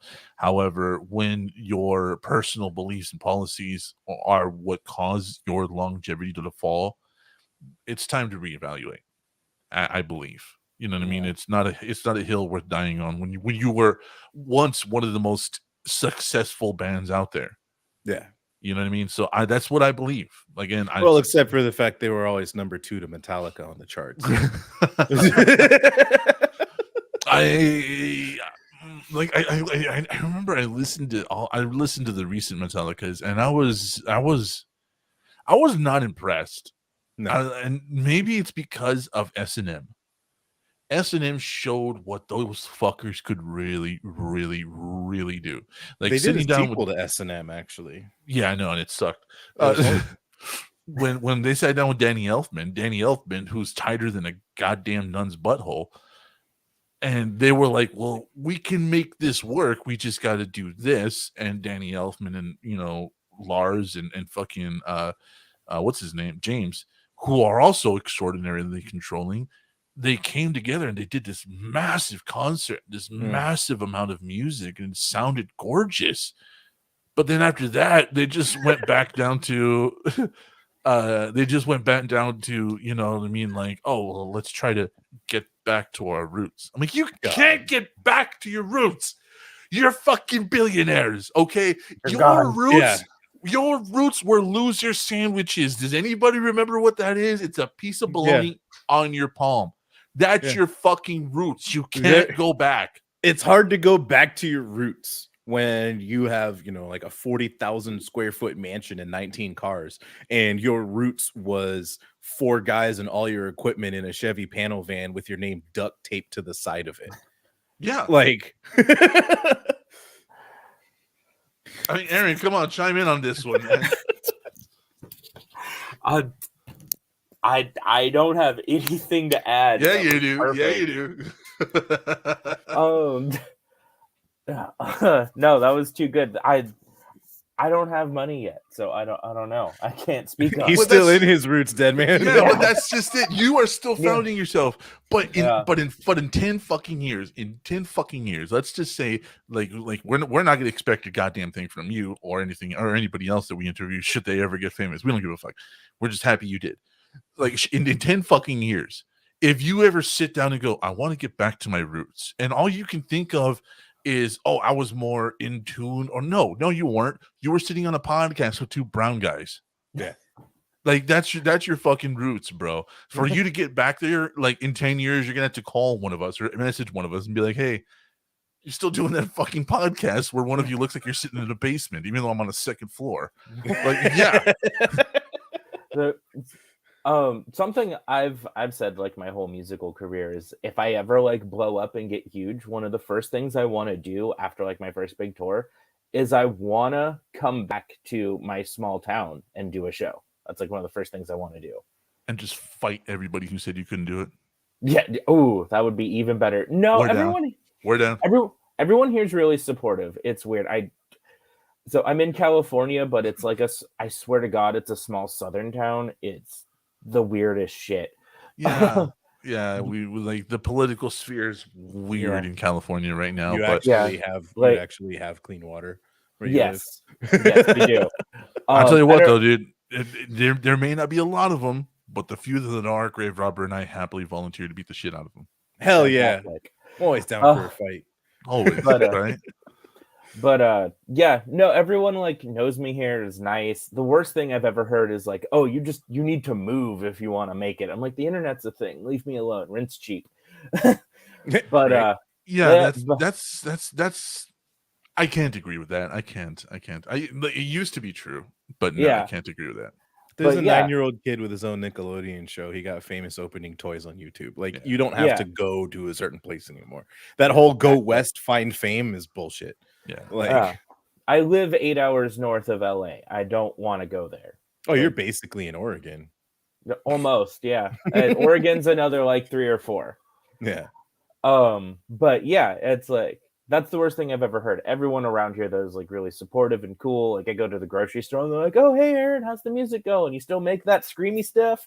It's like a bunch like of old, such a wholesome like question. Yeah. though. That is good. That is good. There's like yeah. a bunch of old boomers without teeth who are super nice. But I mean, yeah. that's great though. That's great. and then kids I went to like school with 15 years ago like still live around here and listen to like come to the shows and stuff. So I would love to get big, become like a big deal or whatever, and then come back and just like do something from my town. So And like, that's awesome. that- And honestly, that's, like that's my roots. yeah, that's not an uncommon thing, and I love it when like No. successful artists do that. Yeah. You know, like mean, as like- much as I can't stand the guy, mainly it's because of his face. Luke Bryan does that often. Yeah. He'll go back and then play in a warehouse in his hometown for free, Yeah. just I so he mean- can see everybody. You know, But but I don't like Luke Bryan. Every time I die in like Call of Duty Zombies, it's Luke Bryan's fault. Mike Smith says, Aaron, please don't tattoo your face. He's not going to tattoo his face. He's going to tattoo No. his dick. Aaron, Neck when down. you get famous and people start podcasts against you, let me know. I will derail their shows too. We will Fan- never be against. See, Aaron. we can't Fantastic. find someone like Mike Smith. Like, Yeah. Right. that's Let's just go, our Mike. guy. I mean, but Mike, like, it's me and you against the world. and us. It's not just the white people. Come on, you got a couple Well, of brown guys in okay. your While, corner, man. while the white people are fighting the brown Mandatory guys, Mandatory diversity here. right? While the white Okay. people are fighting, the brown guys will be commentating on it. Right. Perfect. Or You guys bring the food. White people don't know how to Alright. cook. I can cook like a there motherfucker. you I go. got you, bro. I got I you. got it. I like spice. I know that my culture is salt and pepper if you're lucky, but I like spice. Oh, have you ever come to Indiana? I got you.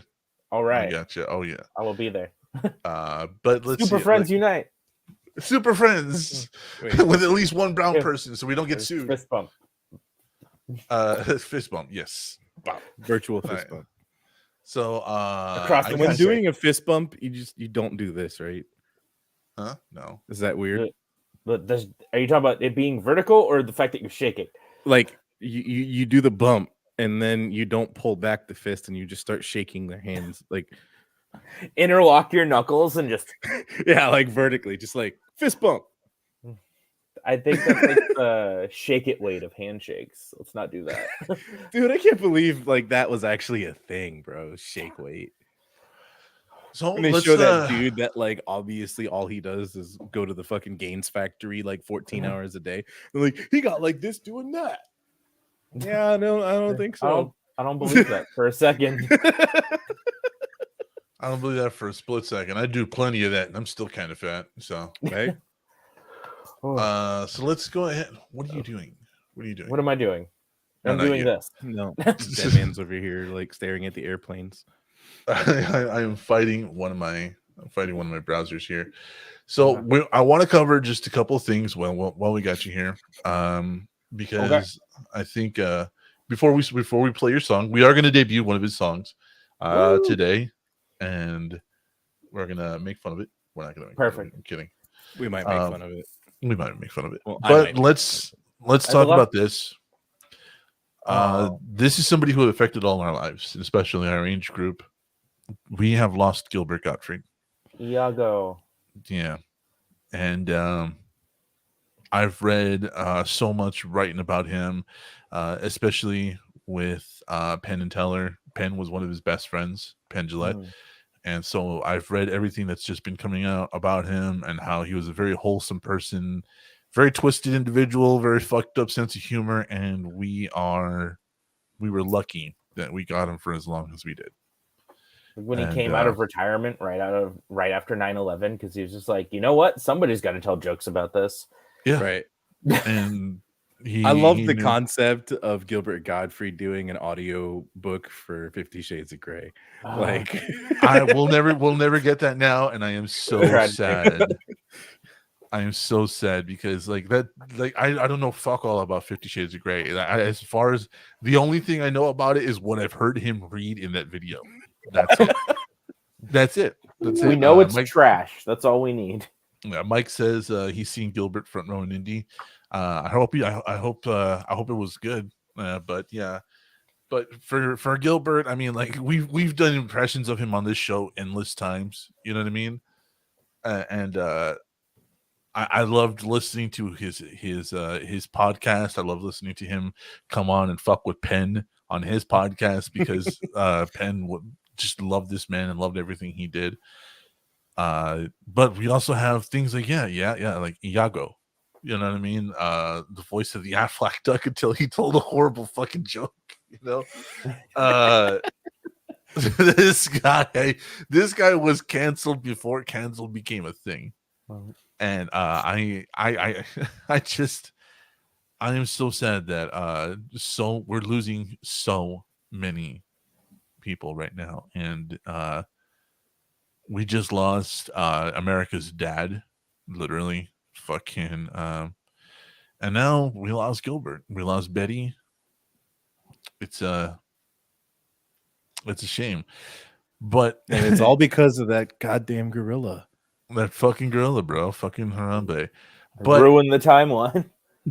in honor of Gilbert passing, one of my influences as far as like fucked up humor goes, I'll tell one of his favorite jokes. So there's a family sitting at a table, the little boy, little girl, and the mom and dad. The dad's sitting there reading the paper. Mom's making breakfast, and she looks at the little boy and says, well, "What do you want for breakfast?" The little boy looks up at his mom and says, "I'll have the fucking waffles." Mom beats the shit out of the kid. Dad beats the shit out of the kid. They're just wailing on him. He's crying, snot running everywhere. They send him upstairs. No fucking breakfast. He's crying to storm the whole way up there and everything else. So finally, the whole rigmarole is done with. And they look at the little girl. And they tell the little girl, well, what do you want for breakfast? And the little girl says, well, I certainly don't want the fucking waffles.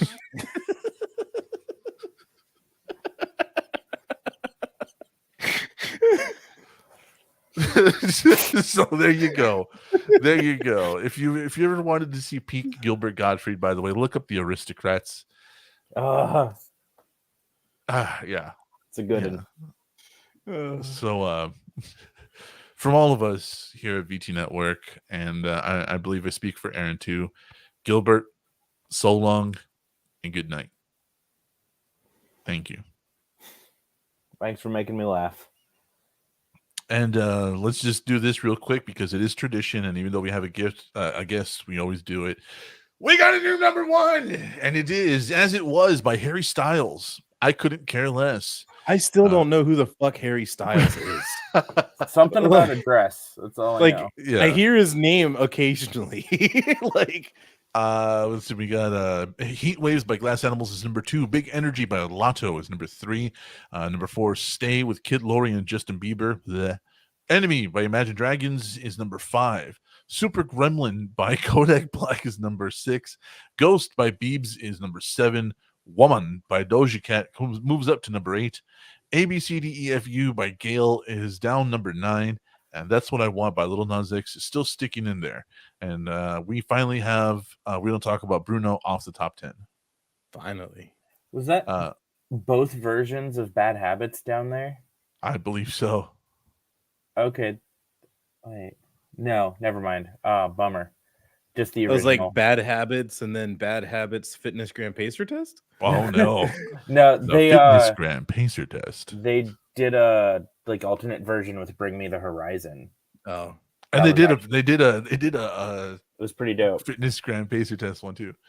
Oh God. That's my favorite one. And it's like, my bad habits lead to fitness gram pacer test as a multi-stage aerobic capacity fitness test. And I'm like, yes, because it fits so good with the beat. In the world of TikTok, I would not be surprised to see that in like the top 50 at least. Right? It's a weird world. I wonder if there's a TikTok music list. Like a TikTok Yeah, chart? there's. Yeah. There should be. There is on YouTube. Oh. Top 10 TikTok songs of April. So what we're gonna do here is I'm gonna that is the wrong fucking button. Where's the Dire Straits? I know, right? Damn it. That's another fucking great ass guitarist. So what we're gonna do here is I'm gonna cut out the middleman and my software, and we're gonna go ahead and debut. I don't know. I know you've played it for. Oh, this came out Wednesday, correct? Yes. Yeah, it just came out on Wednesday. So we're gonna debut this, and I'm gonna give it a like. We're gonna debut this on our show. Aaron, do you feel TikTok is ruining music? That's actually a good question. I don't. I think it's changing because technology, but that's just the history of music. Like the music industry and what's popular is constantly changing with the technology available. Hit songs once upon a time were 90 seconds because that's like what fit on a record. And that's why albums are still 45 to 50 minutes on average, because that was the length of a record. But now an album could be 10 hours if you want it to, or 20 minutes. Just a changing landscape. I personally love TikTok, probably because it's the platform I've had the most success on. But yeah, I think ruining is a little harsh. I think like everything will probably overcorrect as a society and like have 37-second hit songs for a couple years, and then things will kind of get back in the middle and artists will do what they want. I don't think it's ruining music because for shows like ours, right? We review music, and we used to review music very, very frequently, but then Warner Brothers and another company started taking our shows down. So we literally couldn't do it without being DMCA'd. And on TikTok, you can do it without being DMCA'd. Fuck, we used to make funny videos, Graverobber and I, about producing music and about just like the struggles of going into producing music in some, outrageous fucking scenarios and stuff like that. But most of them got taken down because we got DMCA'd. Yeah. So I don't feel TikTok is ruining music. I think it's actually helping. They're not that long. We should re-upload those to TikTok. Yeah, we should. What about you, Graverobber? I honestly don't think that TikTok is ruining music. I think what's happening though is giving so many people a platform to put their ideas out there that not everything is good. But everybody can show the effort that they're putting forth, and for some niche communities, like the weird, like auto-tuned, fucking crazy, just completely destroyed music shits, people love that shit. Yeah. But I think TikTok, now there's just so much available on TikTok that you're going to get a lot of garbage before you find let's make an Aladdin reference, the diamond in the rough. Because the diamond in the rough. TikTok has helped me discover a lot of music. That's where I discovered Lorna Shore. That's where I discovered Chelsea Grin. That's how I discovered Halo Scene. That's how I discovered Our Last Night Band. Rainbow Kitty Surprise. Yep, Rainbow Kitty Surprise, whatever. Have you not heard that song, Aaron? Probably not. I don't think I have. Yeah, all right, that's another one for the post show. Honestly, TikTok is where I'm finding a lot of actually really dope ass music, and I like music that's even in like foreign languages. So like that Russian music about get money, fuck bitches, that shit is amazing. It bumps in the car, and that's where I found that fucking helicopter, like that's cool. And then like you see things like NF, NF. I had heard him on TikTok, but I didn't know he was an actual thing. And then I found him, and I was like, this dude's actually really deep. Yeah. And so. Hey, It Danny's really here.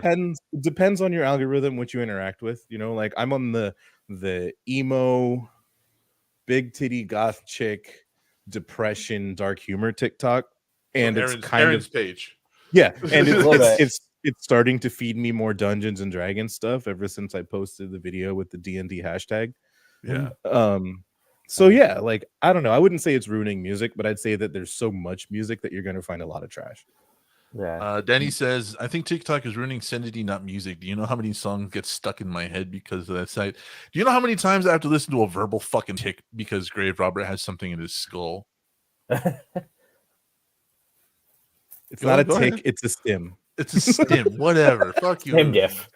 So let's go ahead and Aaron, do you want to just intro the song for us? Yeah, cool.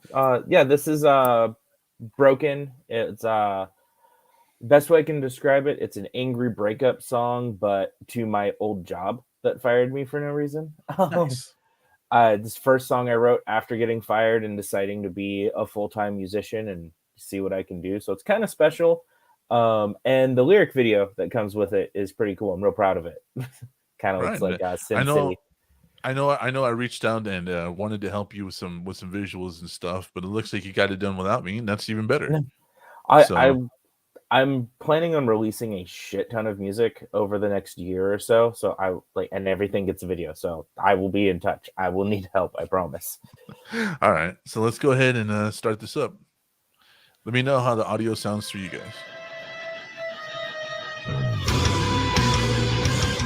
Oh, nope. Hold on. All right. No, that's playing, right? Yeah.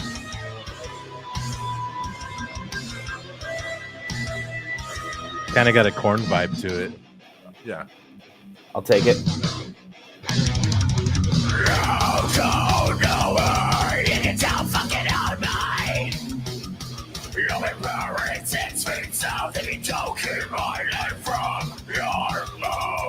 It's time to break you. It's time to break. Whatever the time. Both now say goodbye. You watch come the lights. Take your life in mine. It's time to crash you through. Bring it on the end, you decide. Both now say goodbye. Fuck you.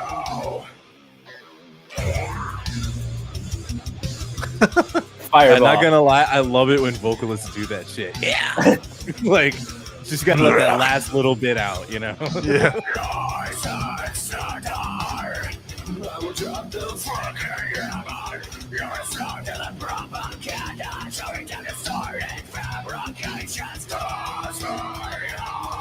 In hopeless retaliation, cast I down from your soulless corporation.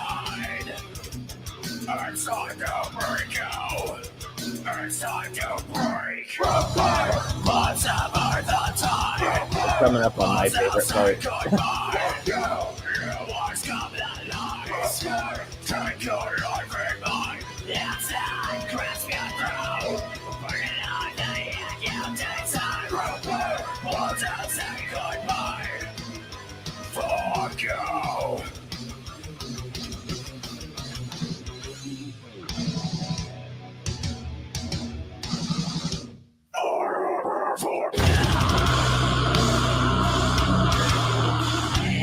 Nice.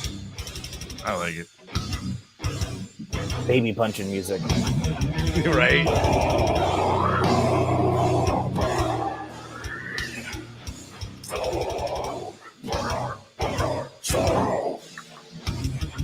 I can definitely hear your corpse grinder influence. What was that? I can totally pick up when you were talking about corpse grinder. Oh yeah. Like that breakdown was pretty brutal.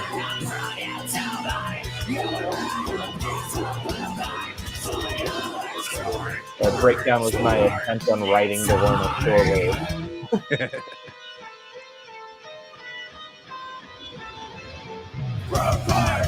Oh yeah, and then this last chord is a really fun side chain.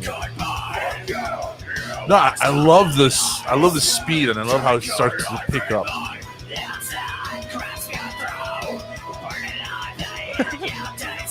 Mike Smith. Right here.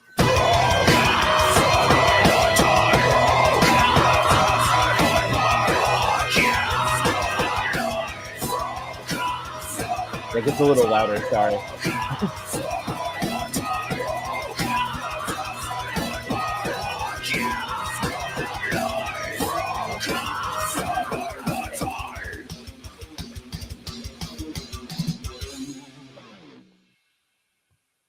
I like it. Fucking nice. All right. Let's go ahead and All right. talk about it. Roast me. Go for it. Actually, no, like in all reality, Mike says, was this inspired by an Applebee's waitress who fucked up your order? No, Mike, this was inspired by I don't Carmen. know. It was inspired Carmen. by the It was interaction he inspired. had with Carmen. There are three catalysts to the existence of this song. Losing my job. Right. That's what the lyrics are about, being mad at them. I learned a new scale. I've been like diving into music theory. I learned Phrygian dominant. It sounds like spooky Egypt. And I was like, that needs to be a guitar riff. And I was talking to my girlfriend one day and she's like, you should put trap drums in a metal song. And I was like, I can't do. I'll be right back. Says he makes you want to hug his mom. Good, go hug your mom. In all honesty, I know some of the feedback we gave you last time. You were using the bass drum and the guitar and the bass, kind of in tandem, right, on the same beat, and we kind of advised you against that because it doesn't provide a layer. And I can see that you've grown from that. You are now actually using more musical layers. Your bass, your drums, and your guitars are all on separate tracks and they're on separate channels rather than the single one you had before, and that's actually really good.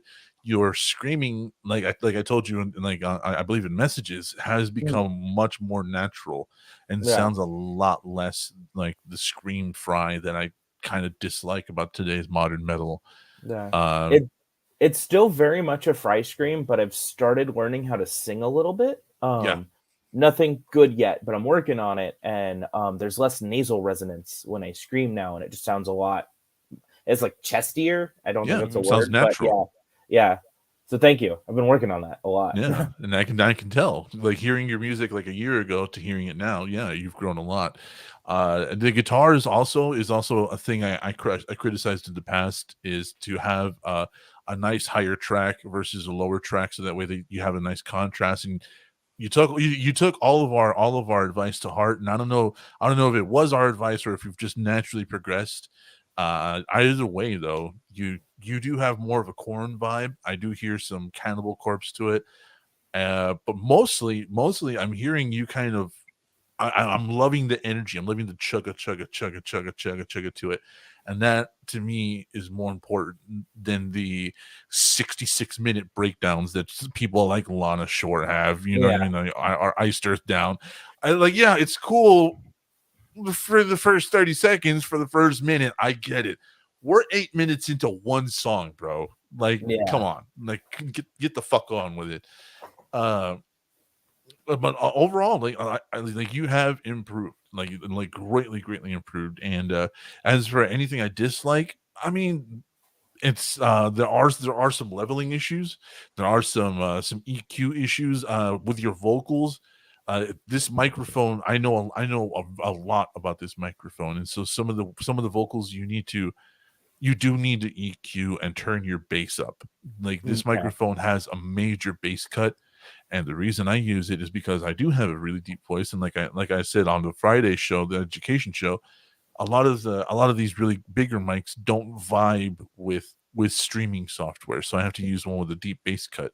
So that's really the only things I can say, because it's all technical. As for lyrics, as for the way you play, I like it, and I vibe with it. Graverobber, what do you think, man? If I become a professional wrestler, can I use that as my walk-in song? Absolutely. Fuck yeah. Because that's all I was thinking. I was like, I am getting ready to fight Randy Orton right now. Let's do it. He's over, I hear voices in my head. And he's just, proud guy. Like, fuck yeah. Yeah. That would be my walk-in song, dude. Hurtcha. Fucking. And the fucking blast beats would just be fucking fireworks coming out of the stage. He's a little Filipino guy. Scare everybody. Yeah. just play the lyric video in the background would actually be Yeah. kind of dope. You know what I mean? Like, Yeah, that'd be the shit, you know. fuck yeah, dude. Come out there like blood already coming out of my face and just fuck the shit out of Randy Orton. Blah, blah, blah. Anyway, I don't know. When I hear music, I picture scenarios. So depending on what music I hear depends on what I imagine is happening. And when I heard that song, I was beating the shit out of Randy Orton. And I love it. I'm gonna take that as a compliment, definitely. So Mike Smith wants to know if he can use it when he enters the bedroom of Carmen. yes. Dude, Now things are getting spicy, hey? You can use my song for whatever you want. Nice amount of German on that one. There's a good amount of German on that one. That's not too much. No, not too much. So other than that, critically, Graverobber, you got anything to say to Aaron? Honestly, the one thing I really would look for in the next song would be the vocal EQ to the music. I feel like at some points the vocals kind of did get washed out by all the music. Okay. And then a lot of that has to do with having that severe bass cut. Yeah. Yeah. So I do like mix and master everything myself. So yeah, I'm still Yeah. But what I'm gonna do later no. though is probably play this song in my car so I can hear it on like full spectrum speakers. Ooh. Yeah. You know, including 350 watts worth of subwoofers, just to see how those blast beats actually feel in the chest. Ooh. Well, that's why I got these cans that have our studio beat making cans. So like everything we do like has a music implement to it. So he says, love the Aaron. We like the Aaron too. The Aaron. I'm the one. You're the Aaron. The Aaron. Thank you, sir. just not the Aaron who kept trying to do a fucking pedigree on me when we were at Little League practice. Oh my god, still because I punched him in the kidneys so fucking hard. Good job. We are nearing the end of the show. We are going to get into the post show. Aaron, please tell everybody where to find you, or how to get to you, how to contact you, so on and so forth. Amortal, A.MOORTAL, pun on my name, on everything. I'm lucky and have a very unique artist name, so I just kind of own the first page of Google. It's great. Nice. But yeah, I'm really easy to find, thankfully. Amortal on everything. All right. Hang on, 2 seconds. VTNetwork is now following Amortal on Instagram. Nice. It looks like that. Nice. Type it in just like that, and you'll find it. Very nice. Love it. So anybody who wants to get down with some of this music and watch as he progresses, please do. We're going to be here for the journey. Hopefully, maybe even work with him if he dubs us worthy enough. We're Let's good. do it. If he doesn't, then we're good with that too. Now, Aaron, we do have a tradition around here, and it is our guests help us sell our Patreon. Our Patreon is like us, cheap and easy. So Is it could like you Little please? Caesars, is it hot and ready? Hell yeah, dude, all the time. We're just not Italian. So could Right. you tell? Could you tell Either's Little everybody? Caesars, it's fine. I think they're from New York. I think. Could you tell everybody what they get with everything we offer? All right, okay. I got to make this full screen because I can't see. All right, guys. Achievement unlocked. First blood. Only $1 a month. Come on, Yeah. That's a deal. You guys, you hear Dead Man's voice. I would pay so much more than that for him to read me to sleep every night. You get a producer credit on every episode. Marlene Mental. I don't even know what Marlene Mental Minute is, but it sounds great. And it's MMM. What are you gonna do with that? A Marine Mental Minute, yeah. And a minute with DJ. Come on. It's a great time. Next tier UAV, only $3 a month. Come on. Deal and a half. You get everything of the first tier, plus access to post show that releases every Wednesday, which I hear I get to be a part of. It's going to be a good time, guys. Yes. And last, Airstrike tier, $5 a month? That's less than Netflix. Come on. It doesn't You get take much to be less than Netflix anymore. Access to a movie roast everything you get in the other ones, name read out loud at the end of every episode. Come on, Dead Man saying my name again. I would pay $5 for that. You guys got to do it. Do it. Do it. Do it. Do it. These guys are great. This is a great time. All right. Thank you for that very, very much. And also, if we hit like what, $5 Patreons, Yes. right? Gibby's If we gonna had get 20 a tattoo. No, if we had I think it is 25 or 45. I don't remember the goal, but yeah, one of our friends will get a tattoo of our store logo. Our logo. Graverobber. Tell them about the merch, man. We got merch. You should buy it. VTNetwork, redbubble.com. I too have merch. We'll take a look at it. Please in the private chat, send me the link. We'll take a look at it. Hell yeah. Yeah, you find that. I'll tell them about the merch. All right. So if you go to Redbubble and search VT Network, you will find this page right here. It doesn't look like much, but just like us, once you get below the surface, there's so much more to explore. We've got hats, desk pads, mouse pads, t-shirts, and t-shirts with no sleeves, t-shirts with long sleeves, t-shirts with long body tubes. I don't understand it. It's kind of like a sundress, but kind of like pajamas, but you can totally wear it to Walmart. We got sweaters, like with the hoods and stuff on them. I think the kids call them hoodies. I've always hated that term, hoodies. It's always just been hooded sweater for me. Okay. We got fucking stickers. Okay. We've got phone skins, tablet skins, computer skins. We got photo prints, canvas prints, wall tapestry prints. We've got blankets. We've got throw pillows. We've got something called a floor pillow. I'm not exactly sure what it is. I We don't got know what that is backpacks. either. We got messenger Sounds cozy. bags.